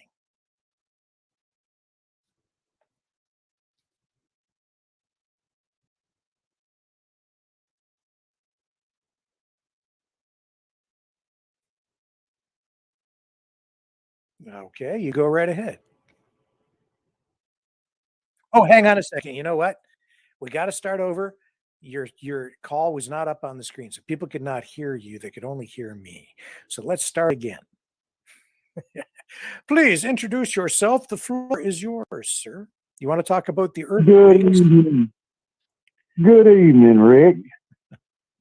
So I see you've been kind of chit-chatting there a little bit on the oh, and just don't forget to remind me, because I got something I'd like to maybe put out there on this Wells Fargo thing. Okay, sure. This earthquake, volcano, it's a real I can lay it down to you probably in about 2 minutes. One is the sun does affect planet Earth in earthquakes. It has a direct effect on that. One is, do you know anything about the expansions of metal, Rick? You know what happens when you get a piece of metal hotter? Yeah. It expands and it contracts. Yep. When it gets cold, it contracts. Yep. Okay, so we have a north and a south pole in a magnetic field.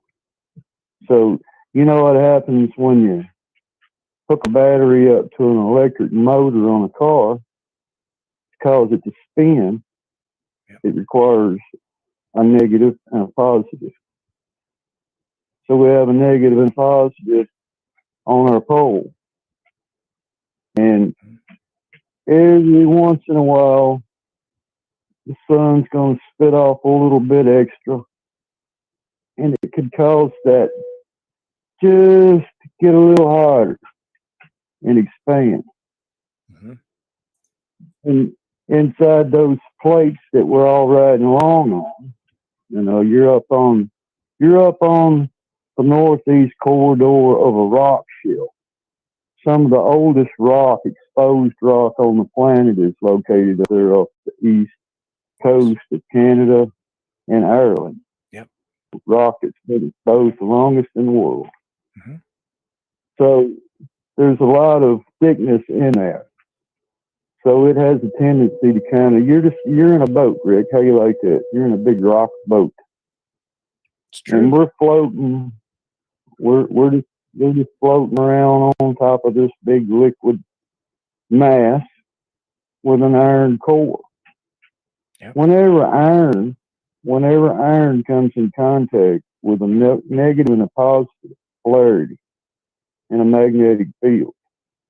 It causes power to that core, which it makes the core spin. You know, it's super hot. Every once in a while, it may spin just a little bit more, or it may spin a little slower. But the temperature variations in the mantle and the core and all have a plus or minus in there. Whenever it gets a little bit too much magnetic field in it, it expands, which causes a lot of earthquakes. And it causes either it's called a contraction. Whenever it contracts, you get a little more activity out of the volcano because that liquid has to have somewhere to go. And if people think they're nervous about all these earthquakes and volcanoes everywhere, I mean, show me a country that don't have major volcanoes on it, that are dormant. These that are going off, those are little babies. Those are babies. You know, so you can get led into thinking the world's coming to an end, but like you said, we live in an aquarium, and it's been going on. It's actually going on less now on the earthquakes and volcanoes than it was perhaps a million years ago, because it was pretty smoking back then. But not to change the subject on you, but there's not really nothing to worry about there. You know, there's nothing at all to worry about. I'm glad we have volcanoes. It helps our atmosphere. You know, it just does. And if anybody didn't know what a hurricane killer is, that's a dust plume. You know, it'll cause adverse weather to not exist. But anyways, I wanted to let you know something about this Wells Fargo thing. Whenever, let's go back to 2008. Let's say we had a market crash. And what had happened was there was federal legislative laws put in place at that point whenever the federal institution of government felt it necessary to loan funds to corporations to keep them from having to file a bankruptcy in a certain way. They borrowed that money from essentially us, the people. They borrowed it from the people. We loaned it to them.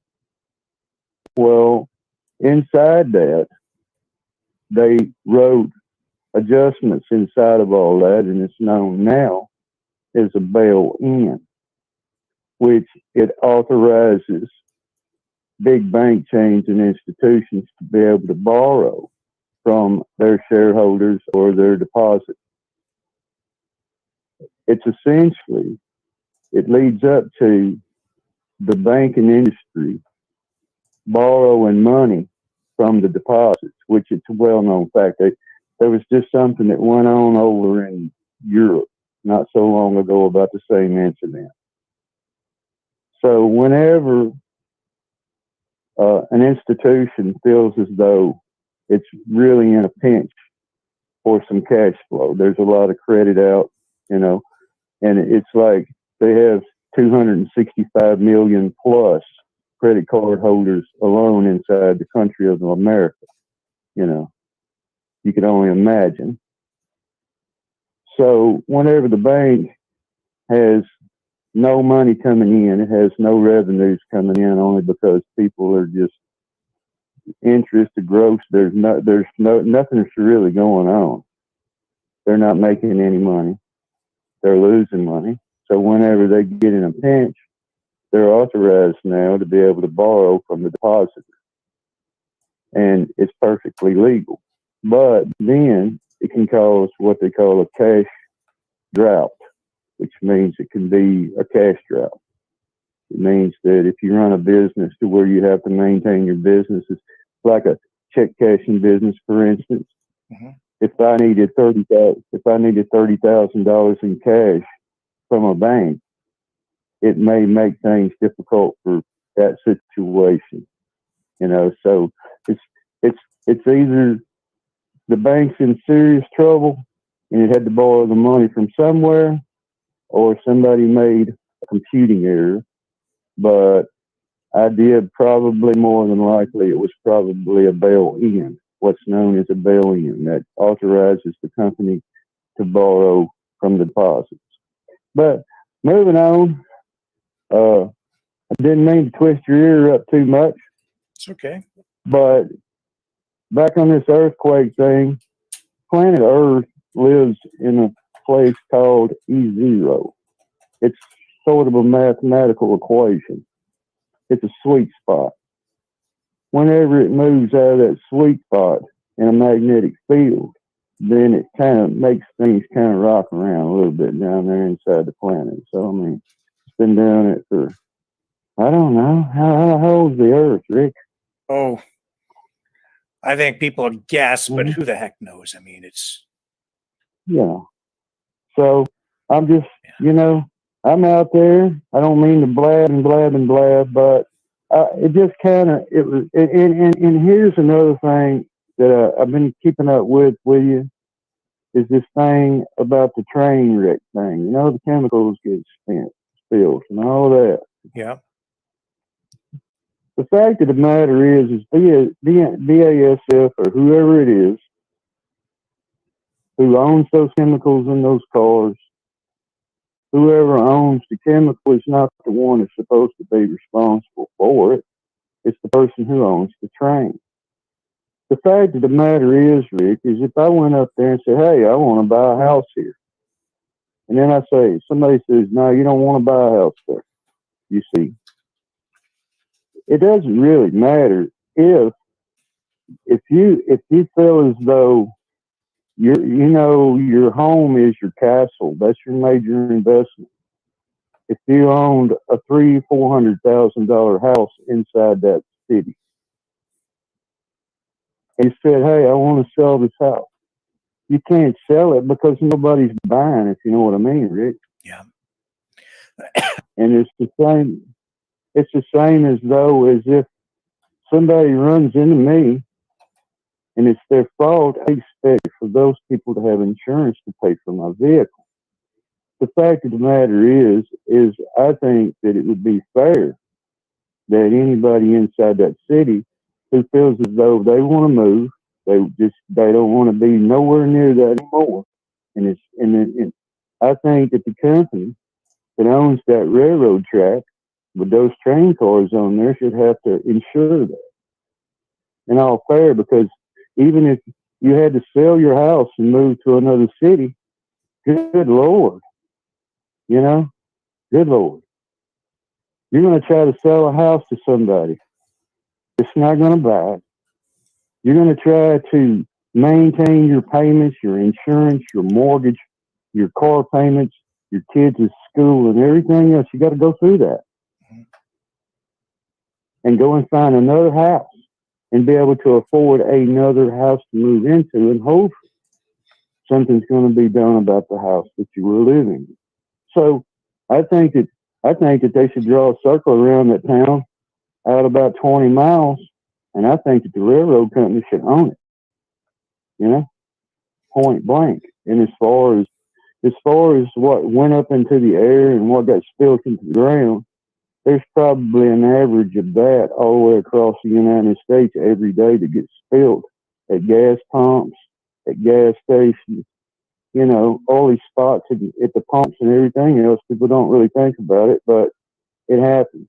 We got 400 million people between Canada and America, so it happens. So that pretty much gets spilled every single day inside these two countries. It's just, in that instance, I think everything within 20 miles, the railroad company should have to own that.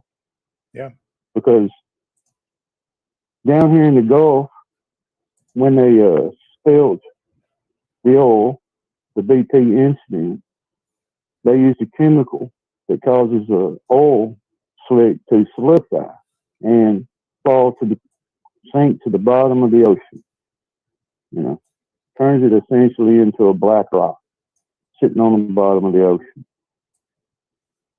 Well, in those reservoirs near and around where that incident was at, I would say that that's more than likely how it was treated. It's treated with a solidifying agent.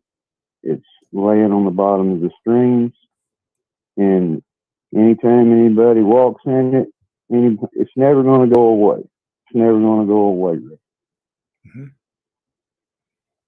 Well, listen, sir, I appreciate the call. I think what we're going to do is. Was that first?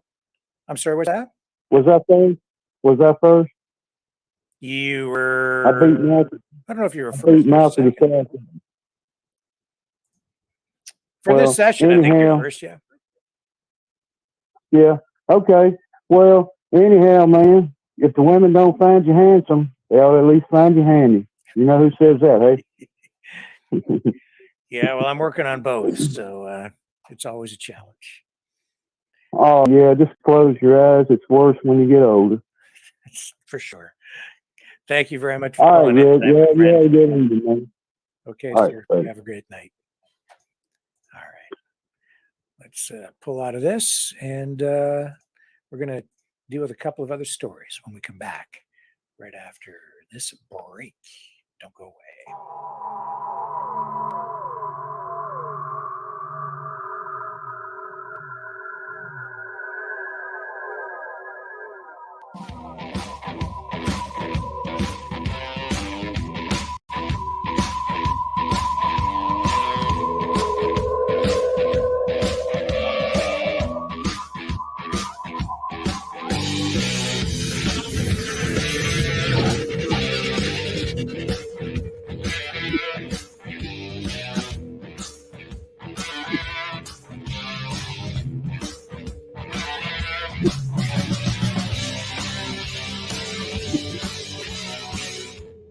Maverick News.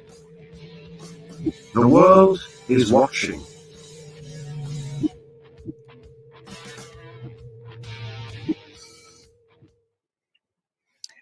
So Harry and Meghan, apparently, they're caught up in this whole SVB banking thing. SVB being the bank that caused all the turmoil for Wells Fargo and the other banks as well. And even the price of cryptocurrencies, kind of throwing the banking system into a little bit of a tizzy. Well, Harry and Meghan apparently had invested or had all their money wrapped up in Silicon Valley Bank, and they stand to lose millions, according to reports tonight. So that's another aspect of this story that we're going to have to keep an eye on. Somehow I think that even though they had a lot of money in SVB, I think they're still going to be okay. Just something about it. Just something tells me they're going to be okay. I don't think we should worry too much. Maybe I'm wrong, but I think it's going to be okay. Harry and Meghan, yeah, I think they'll be all right. Global news in Canada has been on the cutting edge of this story that we mentioned at the top of tonight's broadcast.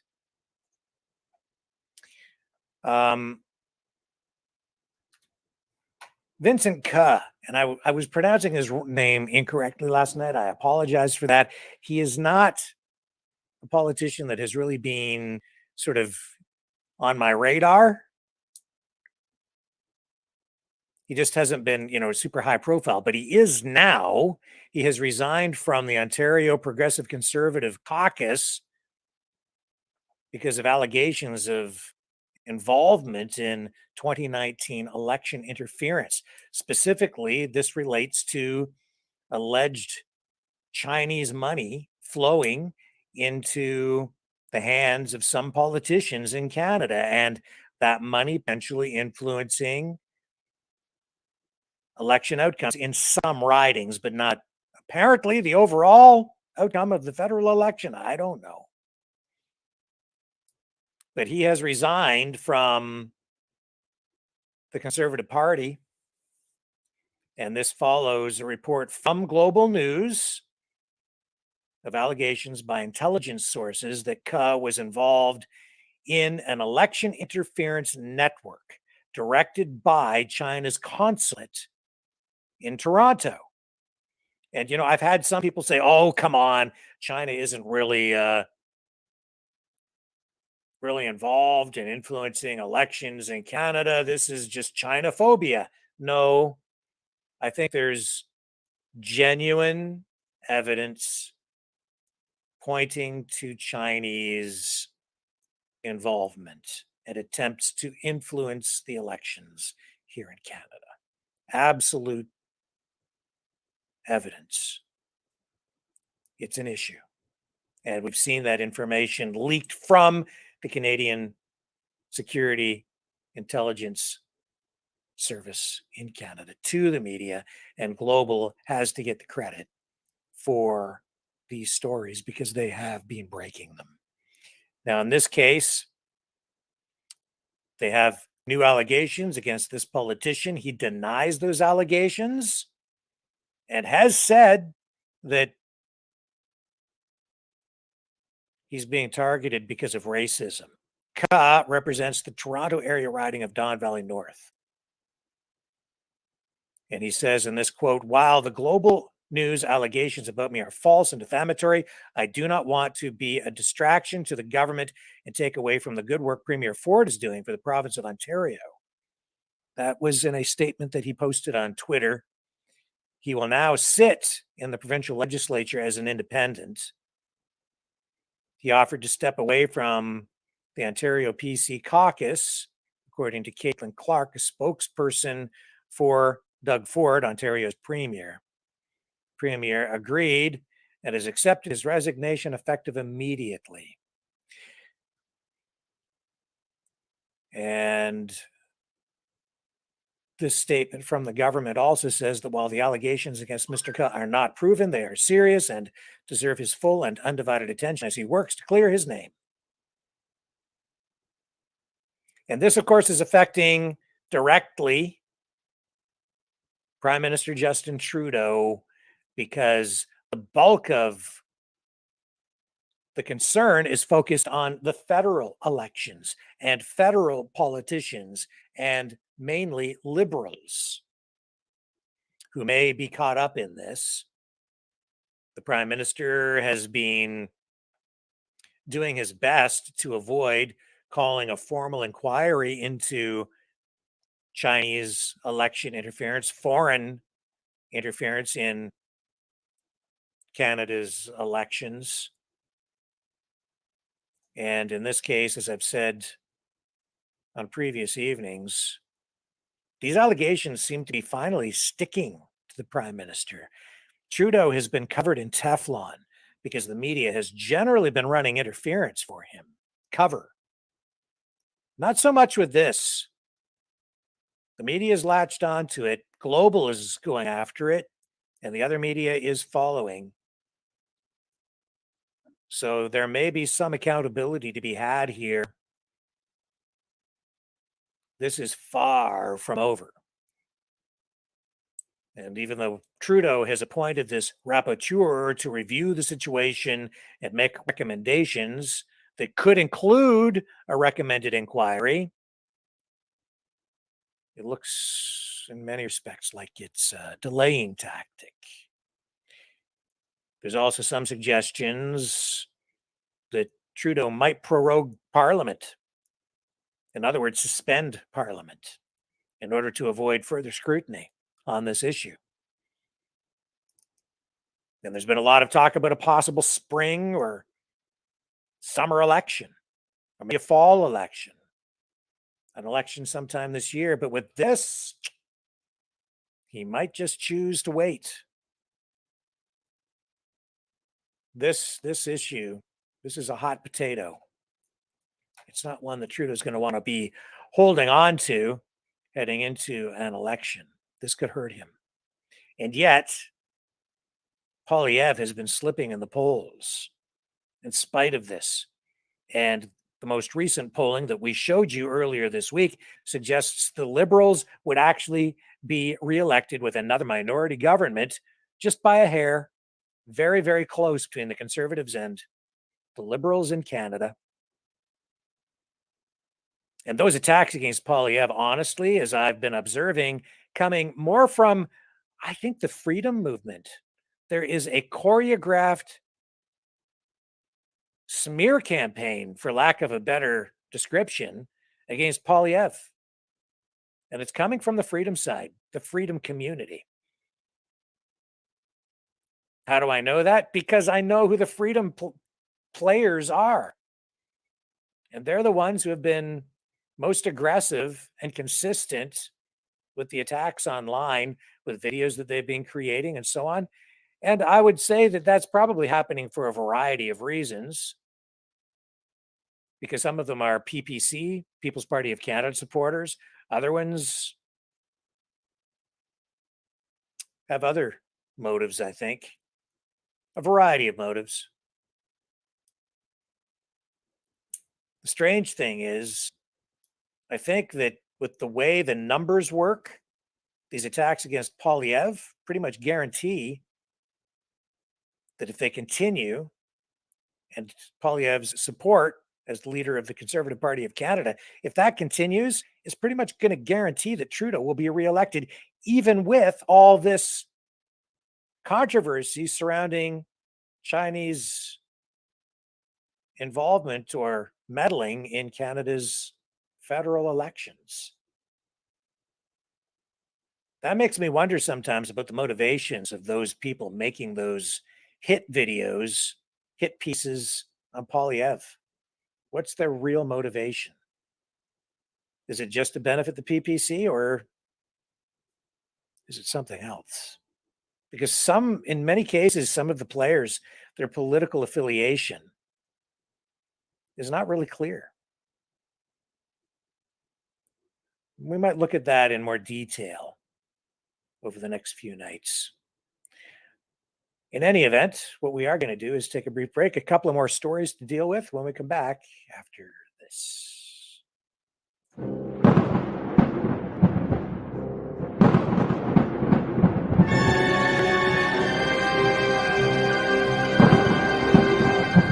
Fear not the storm, for truth is on our side. Maverick News. The world is watching.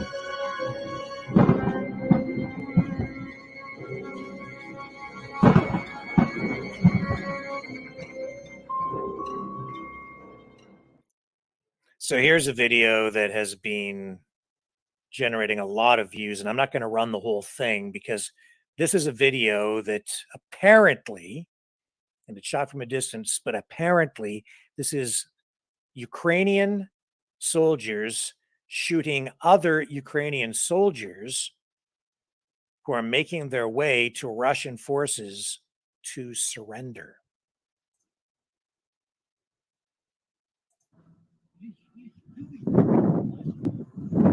There they are. And I'm just going to pause it right there. I'm not going to show you.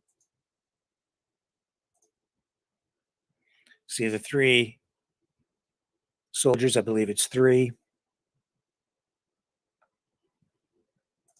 They're shot.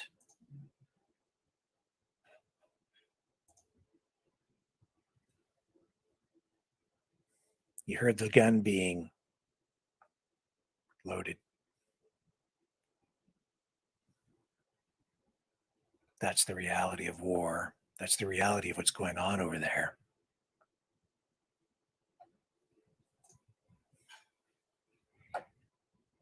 That's what we're supporting with our tax dollars.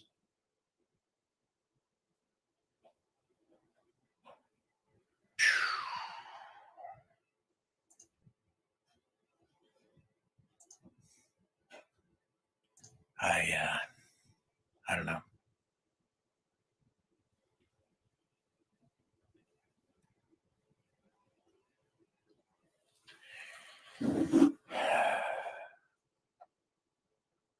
We need to be aware that war is so senseless.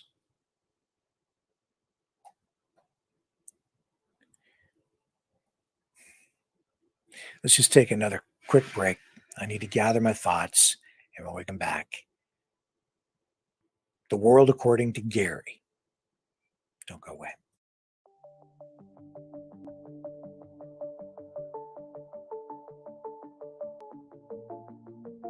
Greetings, brave Mavericks.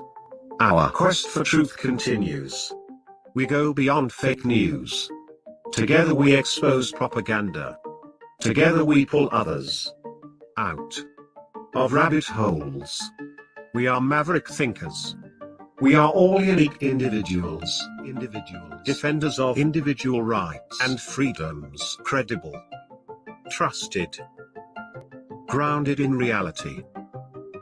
Maverick News, Maverick News. Defending free speech, free speech. Donate at freedomreporters.com. Do it now. Tomorrow may be too late.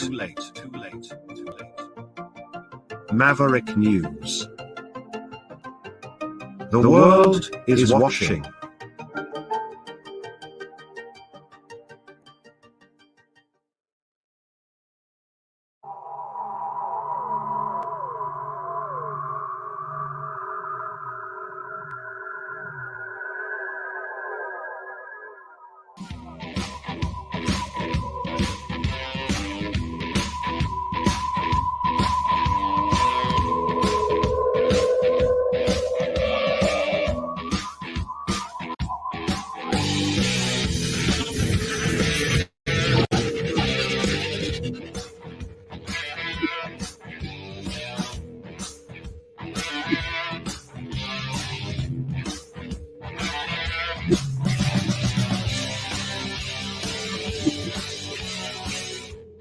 Maverick News. The world is watching.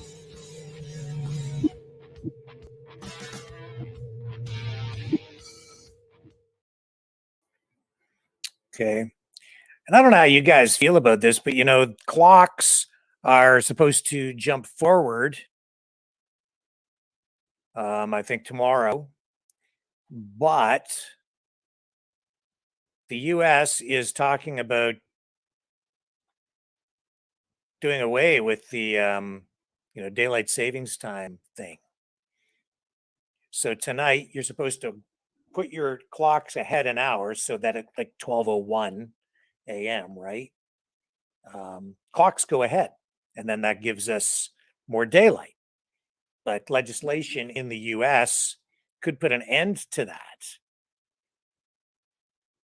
Senator Marco Rubio last week reintroduced the Sunshine Protection Act that would allow states to make daylight time permanent. So if the law is passed, the law would have knock-on effects across Canada, with provinces including British Columbia and Ontario waiting on neighboring US states to ditch the time change before they do so too. Out in British Columbia, the premier says the province wants to remain in sync with West Coast American states, and he's very much looking forward to getting rid of daylight savings time. So that bill was first proposed in 2018. It has repeatedly failed to get through both chambers of Congress. And last March, it stalled in the House without a vote. University of British Columbia business professor Werner Antweiler tells media outlets that the latest version of the bill has bipartisan backing, and if it passes, BC's time change at 2 a.m. Sunday morning may be its last. Most provinces in Canada, as well as the territories of Nunavut and the Northwest Territories, will move their clocks ahead 1 hour at 12:01 a.m. Yukon and most of Saskatchewan keep their clocks the same time year-round. Yukon made the switch for the first time, or for the last time, in March of 2020. And I don't know how you feel about it, but personally, I don't like having the sun set earlier in the winter. It just shortens those days up. I find it almost depressing. And it makes it difficult to get things done at the end of the day. But I'm not much of a morning person. More of a morning person now that I'm getting older. But I don't know how you guys feel about it. What do you think in the chat?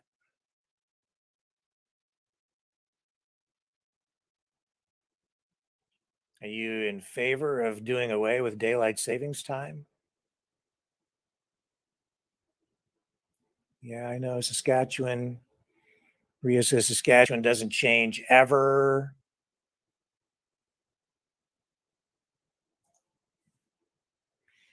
COVID Warrior says, imagine if there was no time zones. That would be interesting, wouldn't it? Then it would be like, I don't know how that would work. I'd have to give that some thought. If everybody was just on the same time, right? So then PM wouldn't mean post-meridian anymore, or pre-meridian, after meridian. It wouldn't matter, right? So I don't know. AM, PM. Fred says clocks are overrated. The sun and moon are right up there. D says flat earth. You know, I had Brian on the phone yesterday, Brian Howell, and he said that we should do a show dealing with conspiracy theories.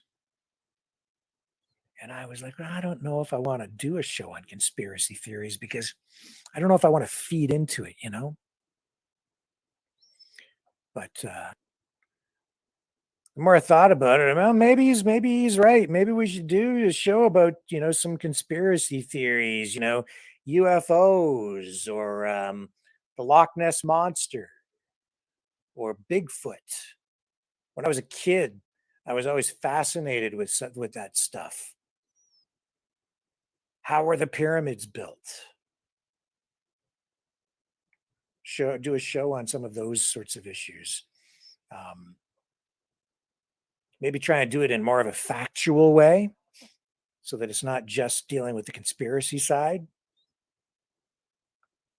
I don't know how you guys feel about that. You can let me know. Send me an email. Put some messages here in the chat. Let me know. If you're interested in doing some shows about that, we can explore some of those issues maybe. COVID Warrior says a lot of conspiracies are true. They do come true. And I thought, you know, another show we should do is, I was thinking we should invite Kyle Kemper back on, Justin Trudeau's brother, who was on the show before. It was one of the most watched shows of last year. But, you know, he is something of a cryptocurrency expert.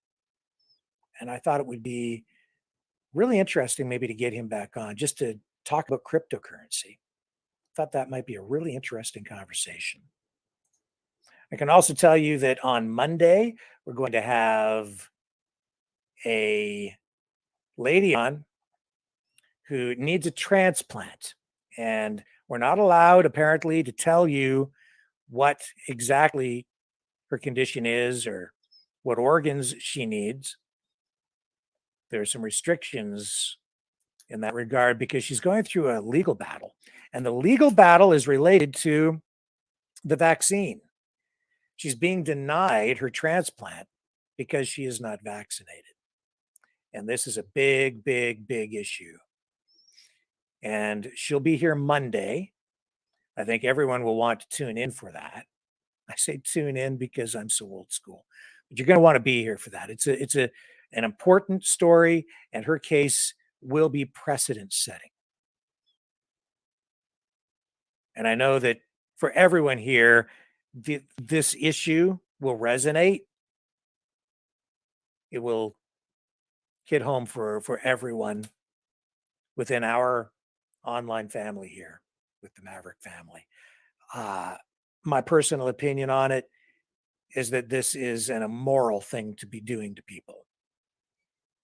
Her case will be a landmark. And we definitely need to draw attention to this issue, and she's going to need help. So stay tuned for that on Monday. Make sure you're here, folks. it's going to be an important broadcast. This is what the platform is really set up for. It's to give voice to the voiceless, give some leverage to people who need attention focused on their plight. So that'll be Monday. But I don't want to leave you hanging tonight with any kind of negativity. So we have to bring my friend Gary back on because he went for dinner and it was killer. Here's the man. From Chatham, Ontario, drag racing aficionado and Mr. Optimism, Gary Riddell.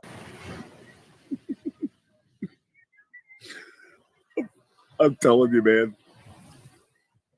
Last night was fucking crazy. One time I gave you the back of the head.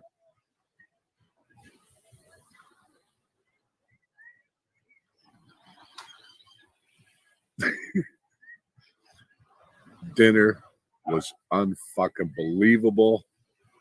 We're talking 14-ounce hunk of prime rib, medium rare. I scoffed it down before I had a chance to take a picture of it. We got a fucking brand new bus. 14 of us on it. Went to Avani's. You seen the gang. Came back here. They pounded the fucking beer and the fucking tequila till they fell out of the fucking chairs. Of course, I'm the babysitter, helping them up off the fucking ground. Oh, what a fucking night. I got one more Chathamite coming today, I think. Fucking unbelievable fucking evening. Unbelievable. So, look at the fucking day we got. Wait a second. Here comes Rhonda and Paul. I'm telling you, right? Yeah, hide, mister. Yeah. It was crazy last night. I'm telling you right now. 14 of us on the bus. We only had reservations for 10. They jammed us in. It was crazy, man. So how was it last night? Oh, it was I'm telling you, hunk of prime rib. I know it's like Canada, eh? I'm already booked for Tuesday. I'm going back. You're a big meat eater, are you? Oh man, that place is just killer. It's killer. I'm so glad you turned me on to it. I didn't turn you on. Well, yeah. I'm just looking at it. Unbelievable. You look like a fucking, no offense, like a Star Trek. I'm telling you, Star Trek, I'm ready for it. It's fucking crazy. Anyway, we got to make a decision for tonight. So, yeah. Morning, Ricky. How are you? Oh, I had to babysit last night. They were falling out of their guys down there for a little bit. Fuck, it was nuts. Star Trek. It's crazy. The whole fucking adventure. All right. Yeah. They're just starting to fucking wake up. I'm telling you. Yeah. I'm telling you. This fall, I'm bringing adoption papers and get one of these fucking locals to adopt me because I'm not gonna want to come home next year. I mean, I gotta come home, take care of some shit, but yeah. Hopefully I get all that done and next year I can just fucking stay. I got 3 drag strips. I just gotta find them. I've been too fucking busy going for dinner. Oh fuck. Everybody have a fun day. Fuck. I'm telling you. Oh man. Yep. Got the cornrows in. We're good to go. Everybody have a unbelievable. I mean, the whole night was worth all the tea in China. Fucking what a blast. I do apologize for the language. I didn't fully vet that before running it. But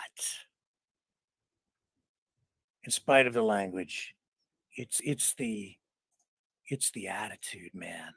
He's just nothing bothers him. And this crazy, negative world full of wars and conflicts and controversy and all the isms, Gary finds joy in dinner. We could learn a lesson from that. All of us, especially me. You know, you get so immersed in the daily grind. All day, I'm all night, all the time. I'm just absorbing the news. And there's so much negative stuff out there in the world. It's even with the language, it's just refreshing to hear from somebody who just goes through life and is free in his mind. He's just free because he realizes that as he sits there on the beach, the day is his, and it's his to seize, and he does. Seize the day. Make the most of it. They won't make another one. Once it's gone, it's gone. Once it's gone, it's gone.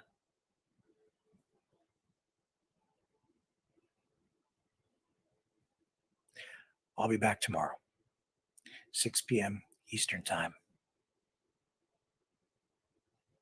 But it'll be an hour later because the clocks go ahead. Catch you on the flip side.